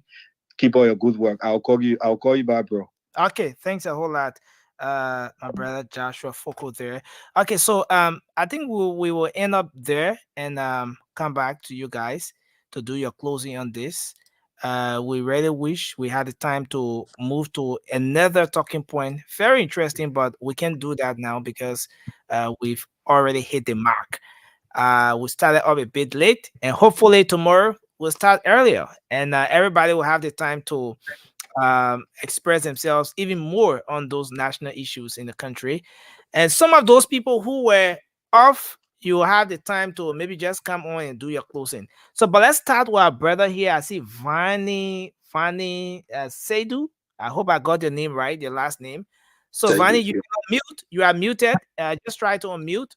And you will give you 2 minutes because you just joining the show and all of that. We'll give you 2 minutes to do your opening and your closing all at the same time. Then we'll move to the rest of the guys. All right, Nelson. Thank you so much. Thank you so much. I am actually a member of the ANC, now CPP, but you know, I am an individual. Actually, I'll just introduce myself a little bit. I'm a former basketball player for Liberia, track and field runner for Liberia. Came to the United States some 19, 20 years ago on a track and field scholarship. Studied computer science, master's information system, and I work as a director for a network operations center right now. I play a great role back in Liberia. I go back to Liberia frequently. I have a business in Liberia. So I know we're talking on a drug thing here tonight. And because of my background, I'm data driven. I hate to see people talking without data to back what it's saying. We always have to have the data to back what we're saying. So let's go back. Let's backtrack to this whole issue of drug. This thing didn't start during Ellen Johnson Sirleaf time. This thing didn't start during George Weah time. This thing started back during Chancellor days when it was drugging young people in our country, young babies, to give them guns to go and fight. This thing has been a problem for quite a long time that we did not attack. And we see today, it ran out of our hands. We don't know how to handle the situation anymore. We don't have the right people to handle the situation. I know people, you see that even a Chancellor bodyguard, Bomo Jiba, we know Jiba. Jiba died from drugs. I went to Liberia in 2021. I saw Jiba before he died. He looked very bad, the same drug thing. So he started that thing from a long time ago. We did not attack this problem. Drug ban coming into Liberia for quite a long time, and our government, our representatives, our senators that oversee these things, that are supposed to make the laws to attack these things a long time ago, they didn't do it. All right? Liberia is a country that we need someone, a manager that understands how to manage every aspect of that country, to attack everything and build an institution. All our institutions currently have been compromised. There's no more respect in our institution in our country anymore. Corruption has taken over everything in our country now. And we, at this point, as a manager, what has happened in the past has happened in the past. Once you take over the position, it's your obligation to do a baseline assessment and try to see how you can resolve the problem. Now I see what guys are blaming George Weah, because now it's part of George Weah's responsibility to attack this issue. Now I understand why people go back to say it's Ellen Johnson Sirleaf. It was Ellen Johnson Sirleaf problem to address some of this issue. It was Chancellor problem that started this thing to address some of this problem. We did not do it. Now we are at this point where this thing has gotten out of hands. We've gotten a manager that don't know how to manage properly. The problem is that too much in Liberia for an incompetent manager to look over, incompetent individual to handle, And now we at this point where, look at Sierra Leone. Sierra Leone had the same problem with drugs. Sierra Leone had child soldiers. Sierra Leone had group managers that came in, attacked these issues, and put strong laws. And now Sierra Leone don't face those problems anymore. I'm going to ask you a question, but just before asking you that question, let me bring in this video again. Let me play this video for the last time. Then I'm going to ask you a very short you question. said no, that's also lies. You understand? How can you say that it's Joy we are bringing drugs in this country? The country be existing while there's no volume. 1847 independent. The drugs case in the last 12 years, what they say that the chief of security took. I can hear you, my brother. Somebody chat. Is that me what that me occasion that drug? Was I in government? So what are they saying?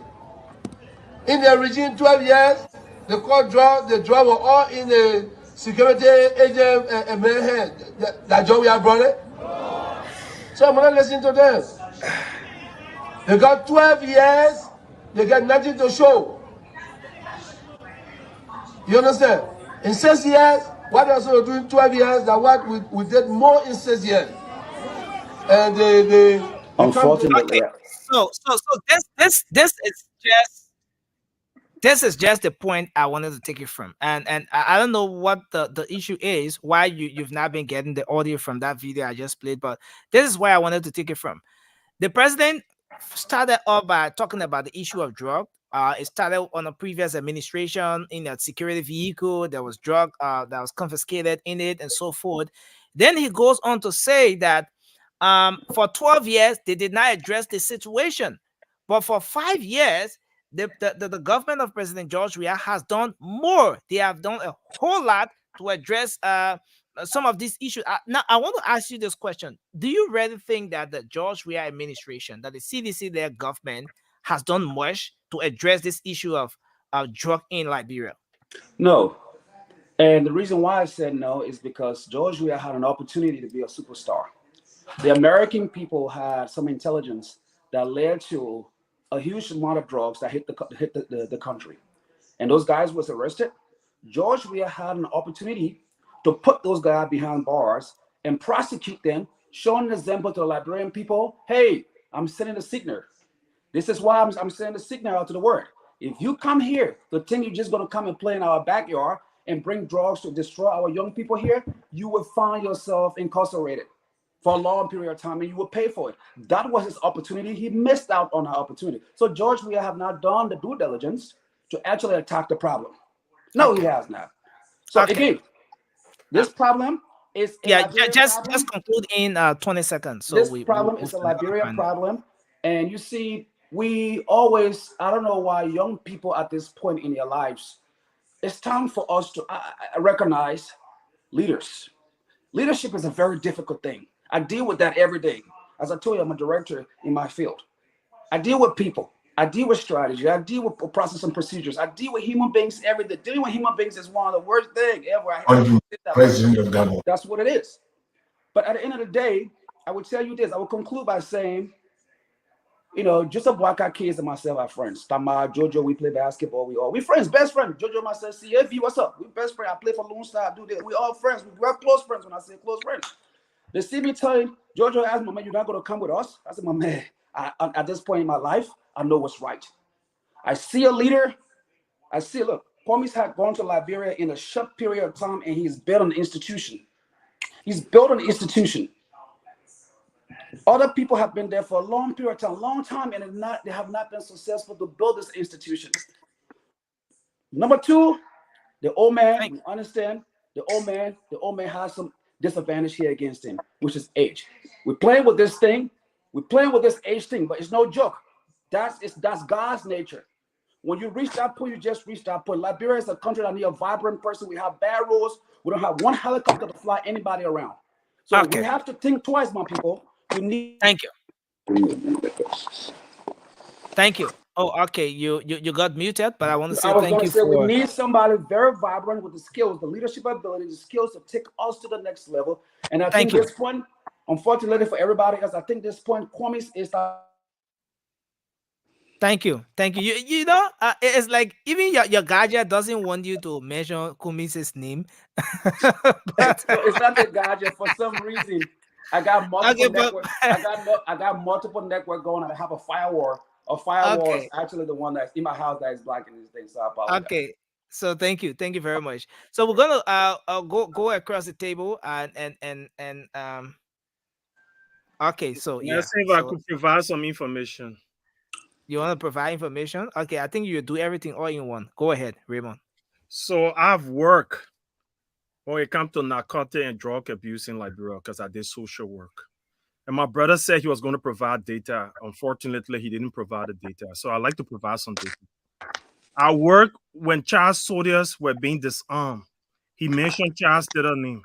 That's not an accurate information. All of the warring factions were involved with child soldiers, and they all gave narcotics to child soldiers. So it was not limited to child soldier. Yes, child soldier did it. That led to our drug crisis in Liberia. And to be honest, I'm a critic of Ellen. Ellen would have done more than what she did, but she made some effort.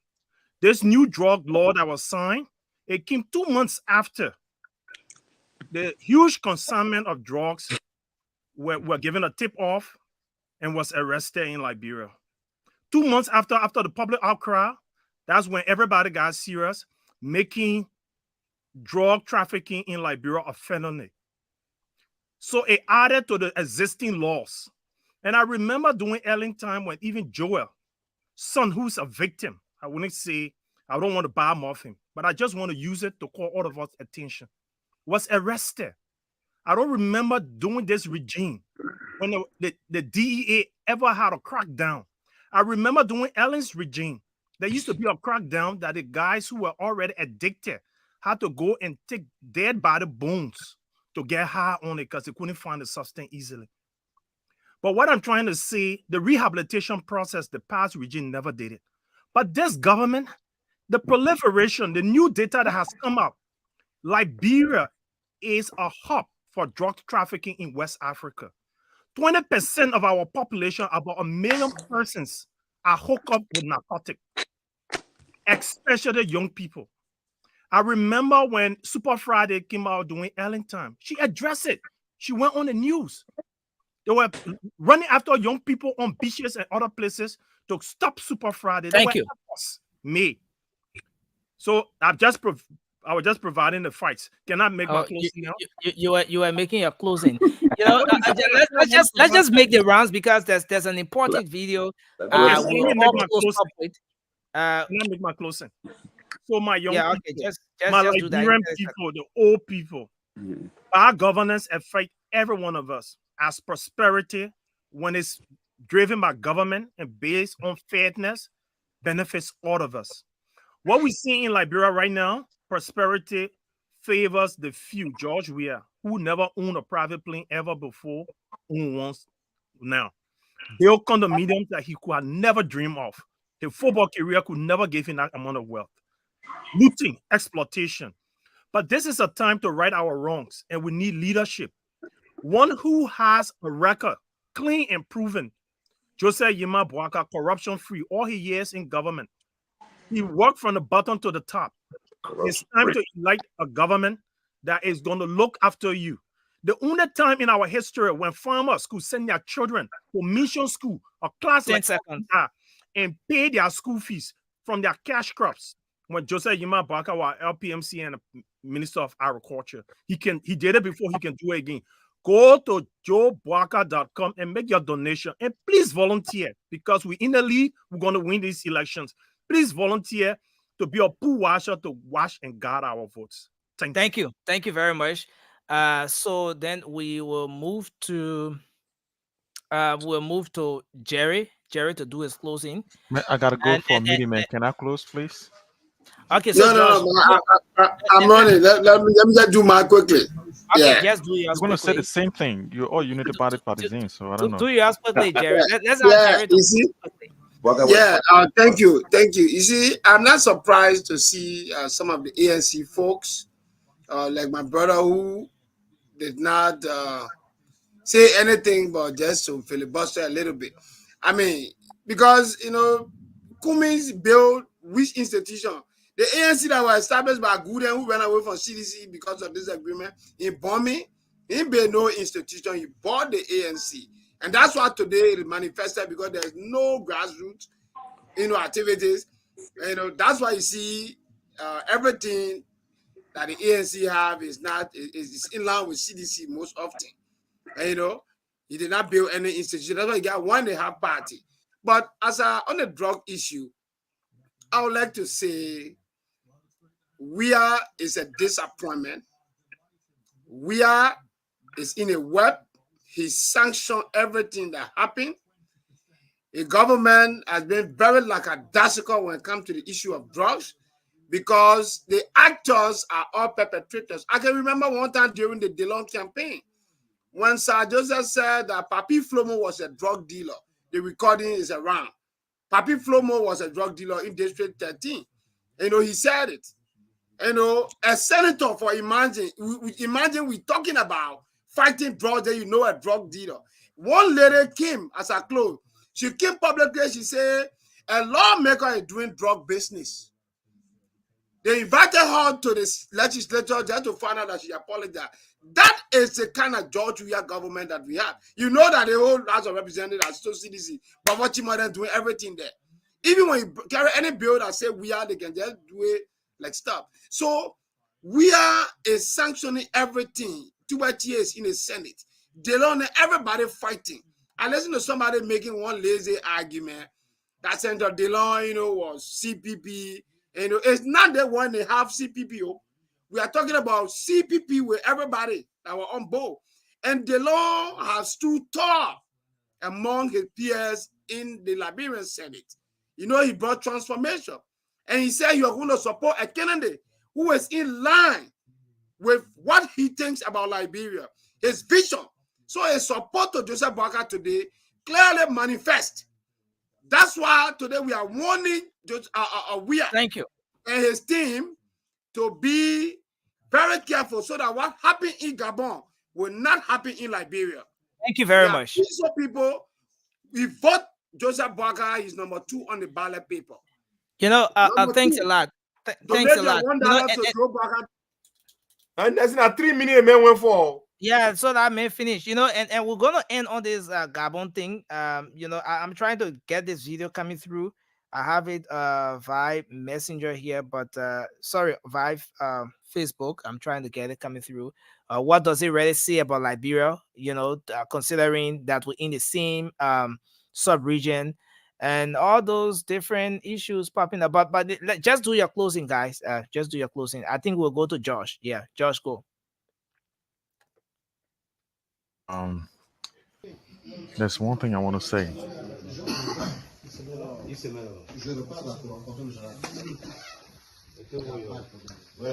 George, you can be talking, my man. What's going on? Josh. Okay. George, you can do your closing. They're both speaking French. We can hear French. Je parle français très bien. Je parle français très bien. J'ai fait 4 ans en Côte d'Ivoire. I lived in Ivory Coast for long. I was in Abidjan for a long time. Je parle français très bien. Je comprends français très bien. Et moi aussi, je parle français très bien aussi. Oui, on va causer un peu après. D'accord, monsieur. Man, you see, I'm about to speak French now. So here's the thing, guys. 1 minute using you. Anyway. There's no more meeting again, my brother. Look, ladies and gentlemen, the people on the other side will sit here and say, George Weah brought drugs. George Weah is not doing anything. People brought drugs to Liberia and they got free. What they will not tell you is that our government is in 3 folds. We got a legislature, we got the judiciary, and then we got the executive. The executive has no right to go to the judiciary to tell them what to do. If the president does that, if he would manipulate any case against anyone, it's illegal. The president is not a judge. The president cannot say who's wrong or right. The president cannot even do anything to bring anyone to trial. The judiciary's responsibility is to go through the law and make sure they implement the law. And that's what the judiciary does. But if people here, they will make you to believe that the president can get stand in your office and say you're guilty. You're getting man to jail for 50 years. That's what they want you to believe. But that's false. And they know it's false. They're doing it on purpose. They want to make sure that they get back their jobs because most of them, we've taken all their girlfriends now. All the girlfriends no longer want to see them. Some of them had Really? 3 girlfriends, 4 girlfriends. All the girlfriends are gone now. All the hotel rooms they were renting that they had key to, the people took their keys back because they no longer have the positions. These guys want their job back. So they will say anything to get those jobs back. And I want you to listen to me, people. The president has no right to say this person is guilty. The president cannot do that. They know that, but it will fool you. And what else I want to tell you is that if you bring these people back, it's just like bringing back the 12 years in which a lot of people, because of the situation of prevailing, a lot of people left Thank the you. country. Thank you. No, you're not thanking me yet. I'm still speaking. Yeah, but you already exhausted your You see, guys. That's 1 why I minute, don't want to 1 come minute on the 30 show. seconds. That's why I don't want to come on You the show already because exhausted.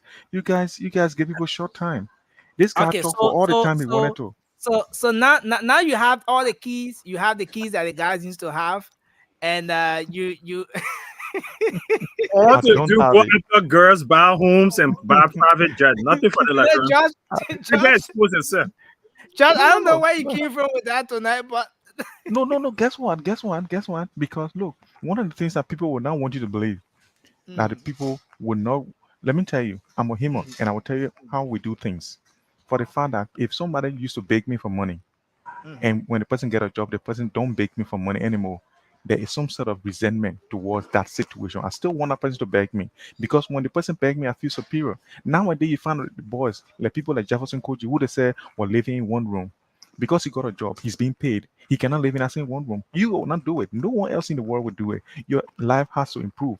But guess what? The people who were there before, because your life improved, they are angry. So they will want to denigrate your situation. They want to make it to feel that it's illegal for you to for your life to change. So they will tell you say you are a rogue.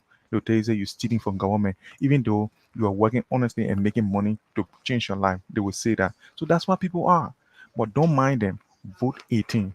October 10th. I will be in Liberia and I will march to the voting booths and make sure that I protect our votes as well. Thank you so much. God bless you and God bless CDC Liberia. protecting votes too. My man, Nelson, George, my man, George, you'll George, not be in that, bro. I'll You send you don't want something. Go watch George it. trying to talk, my brother. I will Okay, be there. so I You will will be not be in there. that, bro, George. George, I'll I will send you be something on there. Messenger. since in fact you're going, Josh, what does this recent coup situation, especially with the one in Gabon, in fact, what does it say about our elections? That's where. Okay, so I think Josh left already. No, I'm here. That's irresponsable. After noting an irresponsible, unpredictable governance which results in a continuous deterioration of social cohesion that risks leading the country to chaos, today, the 30th of August, 2023, in the name of the Gabonese people, we, the Committee of the Transition and the Restoration of Institutions, have decided to defend the peace, putting an end to the regime in place. To this end, the general elections of August 26, 2023, as well as the results, are cancelled. The borders of the country are closed until further notice. All the institutions of the Republic are dissolved. The government, the Senate, the National Assembly, the Constitutional Court. We call on the population for calm and serenity, and we affirm our attachment to the respect of Gabon's commitments to the international community. Okay, let me say something quickly. Yeah, let me say something quickly before I go. So, Nelson, I really detest coup, and I don't think it's the right way to go. But look what the thing is that my media is already on. So thank you guys. God bless you. Take good okay. care. Thank you very much. But Thank you very much. just to elaborate on that cool thing. Yeah, we're gonna come to you. We'll come to you. We'll just go by the queue, and then we'll come to you. So let's go to your ANC brother, Cindy. Cindy can do his closing and say why should somebody vote for Mr. Cummings all in one, and you can also share your thoughts on this particular coup situation in Gabon today. What does it say about our own elections? You know, as an African country in this same region. So you can go ahead, Cindy. You have 2 minutes, so it's gonna be 2 minutes across the board. Then we call it a day today. Go ahead, Cindy. Well, I'm not muted, right? Okay, good. Well, I want to thank Vani for joining me this evening to support the platform. I mean, with the platform and ideas of the CPP and Mr. Comey, our incoming president. And as always, Nelson and the rest of the folks here, I want to thank you, and I want to thank the Liberian people for always listening to us. Why is Mr. Comey the right person, and why he should be elected president of Liberia come October 10th? Well, the reasons are simple. Let us look at the issues confronting our country. And when we look at the issues confronting Liberia, then let us look at the candidates in the race and choose the best that can face those issues. The issues confronting Liberia all surround around the economy. The Liberian economy is dead, has been destroyed under this administration. The economy was struggling before. I would never say that we have had a perfect economy, but Mr. President Weah unfortunately has destroyed the economy. The Liberian people resources are not being used for the Liberian people. There is no job in Liberia. There is no private sector. I continue to say to you, Liberian people, government should not be the primary employer in any given country. And when government is doing that, when our people are so dependent on that little money that the government is generating, the rest of us become poor, the country become poor. Thank you. Among all of the 2 minutes, not even going nowhere, yo. Now, Among all of the 1 minute, candidates, 30 seconds. So, yeah, you can just conclude. Yeah. among all of the candidates, we can see that Mr. Comey is the only candidate that have a great plan to fix the Liberian economy, negotiate deals that will benefit the Liberian people, utilize the Liberian people resources to benefit them and not just a few people. Mr. Comey had the experience to grow the Liberian economy so all of us can benefit from it. And that's why he should be voted. And once the economy is fixed and we have jobs, the issue of security will be addressed because our security forces will be paid on time. And lastly, why should we be concerned about the Gabon issue? Well, it's a warning. It's a warning to the administration, to Mr. Weah. If you ever have planned to rig the Liberian election, I trust that the armed forces of Liberia mean well for the Liberian people and that they will take the right decision. I'm not asking them to take over any leadership, but do not rig the Liberian people election. Thank you. Thank you very much. Listen, can I just close and go? I need to go. Let's take Toure. Toure wants to go as well. All right, man. Thank you so very much, Nelson. Thank you as always. Let me tell you this, my people.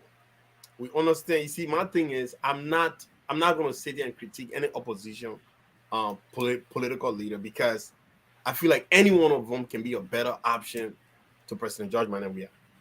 The president have really, I mean, there is nothing now this president's have in store for the Liberian people that is not already bad. All right, so that's out of the realm of touch here. You see, my brother Vani was talking about a manager, and I totally agree with that. And that's something my political leader have continuously talked on a lot. He said, Liberia don't need a president, Liberia need a manager, someone that can really come in and just manage because everything about that country is broken. Everywhere. I mean, I heard my man Sandy talking about. I mean, the economic. I mean, the economic does not exist. Not even one of these. There is nothing there because any government that does not have interest in public sector job creation, then what do you have? And this administration have absolutely no interest in that. They don't even know what job creation is to begin with. So I mean, the way forward, my people, is to find somebody in Tiawan Gonglo, the men who have shown time without number, the men who went to jail at the age of 22, fighting for injustices, fighting for good governance, fighting against corruption. I mean, at the age of 22, I'm playing soccer somewhere, yeah. You know, but this man have endeavored his entire life for good governance. And he's not there to tell anybody he's going there to enrich himself, because his lifestyle can obviously tell you that he's not the kind of person Thank you. that he's going to be. And to just have my take on the Gabon issue, let me tell you this. Gabon situation, I'm not for coup d'etat in Africa, but some countries need coup d'etat. Some countries need coup d'etat. I'm for democracy all you want, but some countries in Africa need coup d'etat. And Gabon was one of the countries. That guy and his father, they've been in political leadership for 57 years. If my mouth can set me right. That is bad. Then to go and rig election on top of that, come on, man, let me get out of here. Thank you very much. By the way. Thank you. So we'll take Sylvester. Yeah. Anyway, it was a good show. We just gotta, want to say thanks to all of you for coming tonight. Well, I don't have much to say, but I just want to make a recommendation and a suggestion. We should not make this show look like a UP show. You have like 4 or 5 UP people on. It doesn't feel fair for Toure, who is just a lone LPP man, for you to put him in the back, and you have 2 or 3, 4, 5 UPP person. It sends a different perception to the public, which may not be true. They might think, oh, it's a UP show. So if you have more than a lot of UP people, give people the opportunity who are just known to stay, and bring in other people that would be, that's just a recommendation and a suggestion. That's all. That's all I gotta say. Folks out there, you're listening to the Late Night Show here on Spoon. Oh, did we lost nothing? No, I'm here. I'm here. Yeah, they may already do a close. Okay, so thank you. Right? Yeah, sure. I got you. Okay. Thank you very much. So we will remove you and bring Napoleon in while we take Samuel to do his closing. Yeah, Nelson, I still want to do this reminder. I'm kind of really worried. It baffles me. It playing on my mind. Like, election is coming, and the internet services is very bad in the country, and Spoon TV has to send the crew Vera contest. You guys will need to work with internet. So when there is no power, it's going to affect the entire election. I want the Liberian people to stand up on this. I want the Senate to speak on this, because it's going to cause another chaos in the country again during election. I just having that strong feeling like time for election, they're going to turn off the power. And you guys will not be relating some of those informations that's supposed to be, going on with a lot of chaos in the the rural areas. I'm kind of worried about that. So that's it's really playing on me, and I want us to really look into this, please. And to the people of River says, I'm begging y'all to vote Emmanuel Yato for senator. You shouldn't pull Bill Tuawale dead. And October 10th, you'll get George Weah from in this country. Let us vote him out and put Joseph Yuma Boka. So I just want to say thanks.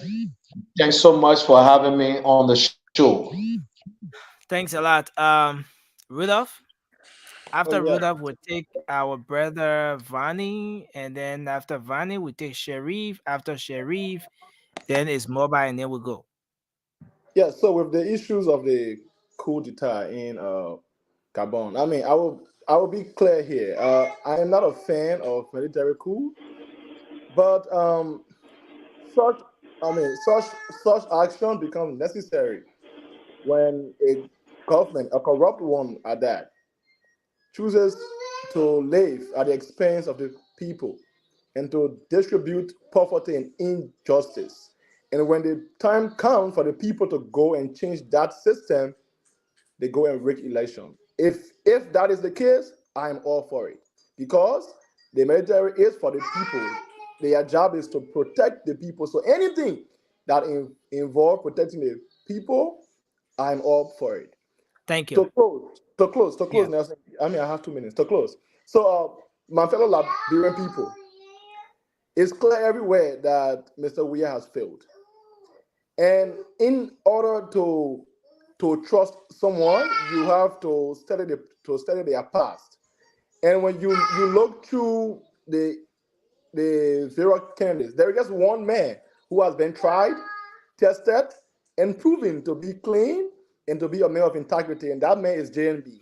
I encourage all of you to go on the website jnb.com, go and support this campaign with whatever you can contribute so that we can protect our vote. Thank you. JoeBucket.com. JoeBucket.com. Yeah, sorry, JoeBucket.com. Sorry. Okay, thank you very much. Maybe we need to have kumis.com. Consider tiawongonglo.com. So Vani, go ahead, sir. You can unmute. You have to unmute, Vani. We're not hearing you. Nelson, don't forget about me. We don't I need to need close to. Comics.com. Oh, okay, yes, sir. We'll come to you.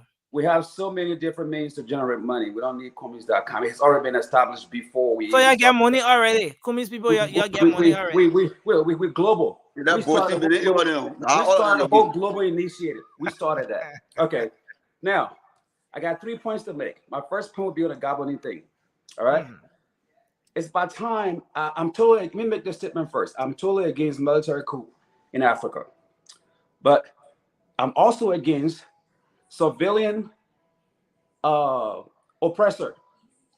Okay, so these guys, those civilian government we put in place, when they become oppressor to the people and treat the people wrongly, they take foreign countries like France and other countries to make the country puppets to those how you call it thing, foreign country like France and other country, and take all the people resources and give it to these people to benefit their people, and their people suffer. It's time to get them out of office. So what does it say about election? What does it say about Liberia? It just tells Liberia why should Liberians be concerned about this? Well, this should send a signal to our current leadership. If you lose the election, the people don't want you, get out of the way. The person the people want, let them have that person in office. So, President Weah, if you lose the election, sir, the man myself played basketball, he could play. He's called me sexy. Sexy, get out of the people's office that don't want you. Okay? So that's the message sent to Liberia. Now, another thing here, I hear the UP guys over here saying Joseph Boakai clean, Joseph Boakai clean. Let's go back, man. Joseph Boakai was fired by 2 different administrations in Liberia for corruption. Can you provide evidence to whatever you feel? No. Don't interrupt the guy. Don't interrupt him. I got the newspaper. The same app. I got the newspaper. I will send this newspaper to you so you can publish it tomorrow. I got it. He was fired. I appreciate if you can send it to my messenger. Fired on the president right after the show for corruption. So y'all start saying Joseph Boakai is clean. I got somebody that Joseph Boakai put $5,000 in the hand 2017 election to go do something. I can bring that person on the show here that will tell you they got the money, they got the receipt for that money from the bank. So let's leave this thing alone and talk about Joseph Boakai clean. He's not clean. The only person I can consider clean in this whole country right now that is running for election that have no trace of anything behind himself will be Alexander Cummings. Not just that he's clean, he also has the record of a good manager. Okay? Thank you. Somebody also said, "Oh, come on, I got few, my 2 minutes over here. I got 30 seconds left. 2 minutes over now, so we'll give you 30 seconds quickly. Just 30 seconds. I got 30 seconds here. Now, go back. You said that, Cummings bought ANC. Cummings did not buy ANC. Cummings joined ANC right in front of me. I got the pictures. I can also give you the pictures too. Darius Dillon, I'm just making short points here. Darius Dillon, we made Darius Dillon senator right here in Texas when he came to, we made him senator. We gave him the money. Cummings doesn't want to hold his hand in the streets of Monrovia under Cummings' leadership as leader of the CPP.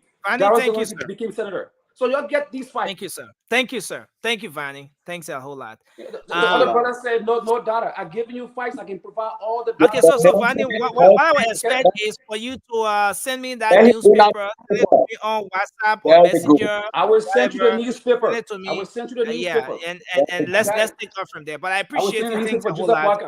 Joseph Boakai. I will send you the newspaper. Thanks a whole lot. We have just 3 minutes. Let's say 6 minutes to close the show. Just 6 minutes to be out of here. So guys, let's do this rapidly. We'll take Napoleon. Napoleon, just make your point, sir. I'm sorry, we have to take 1 minute for you. Okay, okay, no problem, no problem. I just want to make a few points. My closing is really going to be based on people talking about that they don't being from UPP. We understand that, but there's a saying that you can born a child, but you cannot teach a child to be the right person in the community. He or she will be able to learn from other people and do the right thing. That has done the right thing. So coming to UP today is showing that they don't know exactly what UP is capable of doing. Coming being a good person of the leadership of bringing the economic right, as Sandy said, which is true, we agree with. We will bring Kumi on board. We will bring Taiwan Gongo on board so they can all work along with us to make sure that Liberian people get the kind of good governance that they need that Georgia could not provide. So those things are not argument for us. Gentlemen, let's just unite. Come with us. We got some place for you. Like I said, the tree has a place for you to ride. We still have a place for you to ride. That's all I can tell all of us. Thank you very much. Thanks a lot, sir. So Sharif, go. We need election first. Yeah. So no, hold on. We are going to win the election. Except we're going to win the election. We got a rule on this show. Let's try to respect that. Just kindly mute. Is Sharif's term. So Sharif, you can go ahead. Yes, my brother Vani, I'm glad that you say you are in an IT field, and we both are in an IT field. And I'm not claiming to be one of the best, but again, I have helped build a multi-billion dollars, or manage a multi-billion dollars Easy Pass system here in New Jersey, New York, Maryland, California, North Carolina, Delaware. So when you say that you're driven by data, I respect the fact that you said that. But you have never mentioned a single data, be it right or wrong. That just, and when you come on a public platform like this, we are listening to thousands of people. You are just tinting the image of this great station. So by coming out here, at least give us some facts. Give us some facts. You said he was Joseph Newman Barker was dismissed by Samuel Doe. I can bet you, if that newspaper was available, that would have been out 6 years ago. Not even now. The ANC people were around with that for so many years. So don't come here and spew lies to the public and thinking that you're trying to sell your political party. And to close, my Liberian people, there's only one person in this race that is capable. He's honest. He has the pedigree. He has the experience to serve this nation. Who is that person? It's Joseph Newman Boakai. I know electionary process requires funding. This is why we are appealing to every single one of you. Your dollar counts. Go to joeboakai.com and donate however amount you can afford. With respect to the coup that happened in Gabon, that was the coup waiting to happen. If you, as a president, you want to deny the will of the people. Thank you, sir. You will get. Now, see, I can't even conclude. I just started. Yeah, you will get. Yeah, Sharif. Yeah, just give me 30 seconds. Just give me 30 seconds. Okay, no, 20 seconds. Let's do 20 seconds. Yeah, like with respect to what happened in Gabon, it was a coup waiting to happen. Because if you want to step in the way of the people, this is the result you get. So this is a direct message to our current regime, Mr. George Manuel Weah. Come October 10, if Liberian people vote you out, kindly accept the result and turn our country over. We are tired with you. You have done nothing for us. You have retrogressed this nation. Our people are suffering from drugs and every single mismanagement is happening under your regime, and you'll be brought to justice. Thank you. Thank you very much. Thank you. I haven't spoken on the Gabon issue. I haven't spoken on the Gabon issue. Okay, you will speak tomorrow, sir. You will speak tomorrow. This is a running issue, and I give you 30 seconds. I'll give you 30 seconds of my time. Yeah, which time? The time you exhausted and went overboard. I'll give you 30 seconds of my time. Who can give part of corruption we're talking about right there? Give me 10 seconds. The United Party men are doing too much, man. That part of corruption we're talking about. Y'all slow down. Y'all slow down. You calling somebody liar? You know what I mean? Okay, Raymond, take 10 seconds. Okay, bro. Yes, and that's another thing. That's another thing. If you have that, Sharif. if you before you come on the show, you have to be prepared. You don't have data. Why you come on to come lie to the people? So let's I'm give the not guy lying. the You should be benefit of the doubt. prepared. Okay, No, you listen. should be prepared. you have used your entire time, so Raymond does not have any more Sharif, time. The let's first thing I give the said, I will guy. give you data tomorrow. That's what I said. So you coming out Okay. here and being You don't Let's give have the it. guy the being benefit of very the doubt. disrespectful. I will not accept that from you. Gentlemen, But anyway, gentlemen, you said let's you do this. I'm looking for a good network engineer right now. So if you got your resume, you good, send it to me. I got something very good for you. You can work from anywhere. So let's talk after the show. So listen, you see, your whole IT and technology thing, y'all keep you on that side. But let me tell you something. Sharif, it's important that we give this guy the benefit of the doubt. He said he asked the newspaper. I already gave him my Facebook. He has the WhatsApp. The WhatsApp is there. You can send it to me on Facebook, on Messenger rather, or WhatsApp, whichever way. But we need it. So, Vanny, the next time you come in on the show, whether tomorrow or any other time, Not only the receipt, yeah. we want to see the data. I will We want to see the provide. data of drug abuse under So we Weir gotta regime go. and Chancellor and It's current. exact 4 a.m. It's exact 4 a.m. in Liberia. And We this gotta new go. paper, I want to say 20 minutes? I want to say thank you, gentlemen. Thank you, gentlemen, for everything. Baba, you have 1 minute, sir. So Nelson, can I get my man, that's more. Well, 1 minute, no can I get my problem. 20 minutes? 20 seconds. 20 minutes. 20 You want seconds. to pay for extra time? 20 20 seconds. minutes. Okay, so gentlemen, and to my brother Vani, welcome. It's good to have you here, but bro, be factual. A lot of us here, we're stunned. We're level-headed. You can't bring falsehood. Everything you said tonight sounded like a sedition in an ANC comment. The ANC and CDC have the same Is that a Gabon issue you wanted to talk about? Thank you. Is that a Gabon my issue? brother Cindy.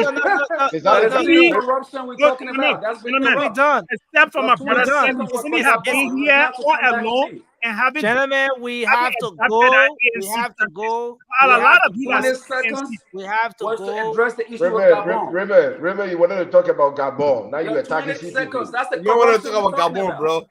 That's been Listen, corrupt. guys, let me make my close here. You see, some of us will come here, we want to attack, the opposition bill. We don't want to do that. More especially my brother Sandy being very polite. I can talk, I can say it behind him, I can say it in front of him, very respectful. Because of him, like attack the CPP at the Zana Kumi. I don't like to do it. The catfish that in a horse is George Weah. But some of the ANC people, they get bitter with Unity Party and Joseph Boakai. All because they're thinking that Joseph Boakai blocking the play they're supposed to be. Run your campaign. Go for the man that's sitting in the seat. Don't go for the man who's not sitting in the seat. That's the reason why I come here. The thing I made that today, I even attacked Kumi a little bit because of that other guy that came and started showing jobs. Joseph Boakai. We don't do that. We all here. What CDC come here? What they doing in the country? We discuss it. If they want to start digging each other, we can do it. Someone will go with check beyond Kumi. We notice them too. But when I come here and say our face is George Weah. Our face is George Weah. I'm telling you.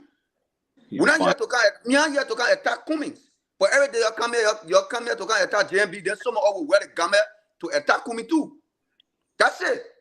And let me make my closing by saying to the Liberian people, in the diaspora, in Liberia, just go to joeboakai.com and make your donation, $1, $2, rather, for our vote to be protected. We need to protect our vote. Thank you. My man, I hope you give me some of this money. I hope you give me some of this money to spoon to you. I even conclude. Money, Jeremiah could have done more for the private sector than Cummings. Private sector. Mama, you co-host. So you gotta just get a minute chance to flow. Let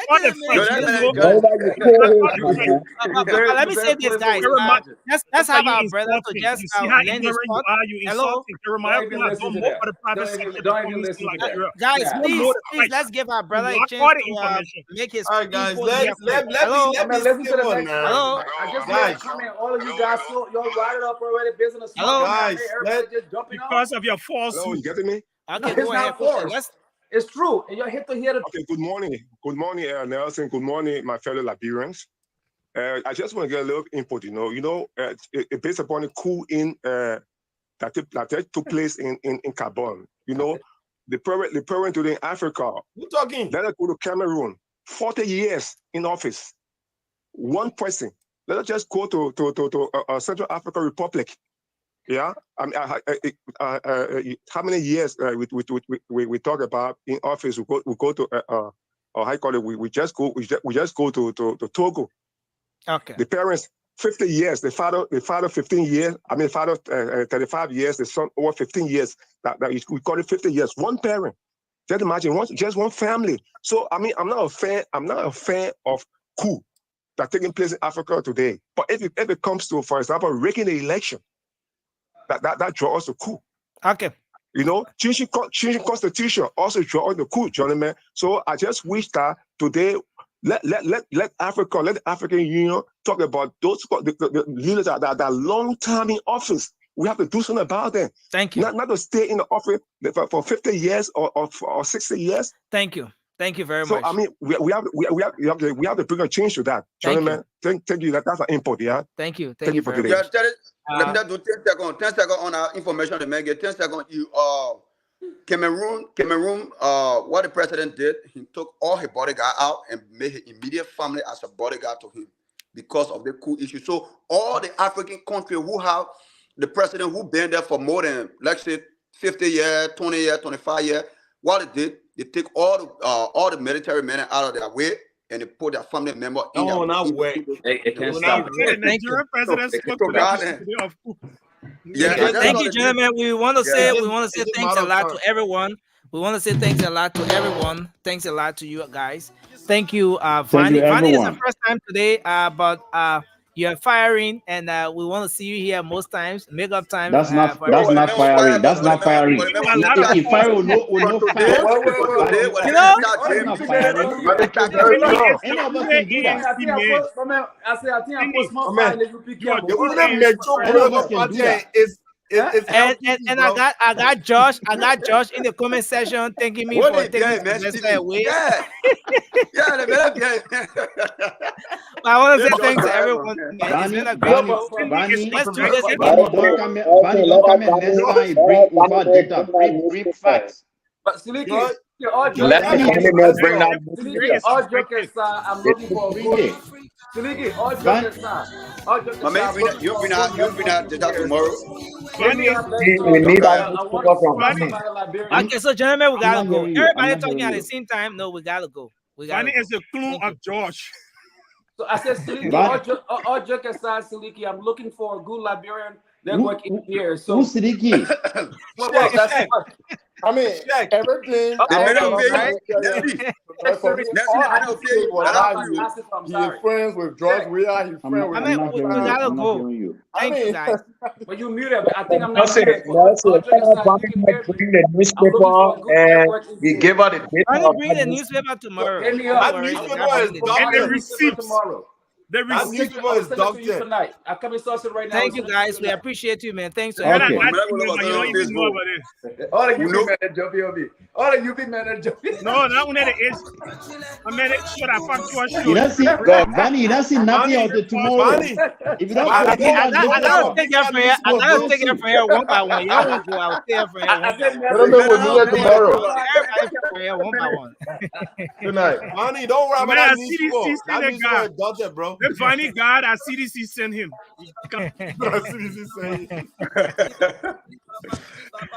Yeah, Moba, it's been a great show, man. Thank you. Thanks a whole lot. Yeah, bro. Folks, we want to say thanks a lot to all of you across the world for following us on this edition of the Late Night Show, the Late Night Politics on Spoon. Thanks for making your contribution in the comment section. Thanks for calling in. Thanks for just watching the show. We appreciate you. Keep following the Spoon Network. It's because of you that we do what we do. And we encourage you to keep coming on, making your contribution here, because this platform was designed by the management of this network so that you can have a voice, speak out on those different issues of national concerns. And I want to say thank you. My name is Nelson Colette. We've been live on Spoon TV, on YouTube, Spoon Talk Live. We've been live on Spoon FM. 107.5, Fabric Radio 101.1, and Super 95.5 FM. Till we come your way again, have for yourselves a good day, and bye bye for now.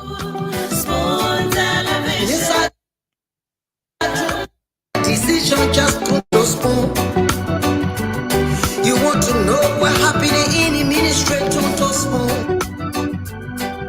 Yeah, to spoon. To spoon. You from Fonjama, Maryland to spoon. Yeah, to spoon. If you eat keep on grudging, my brother.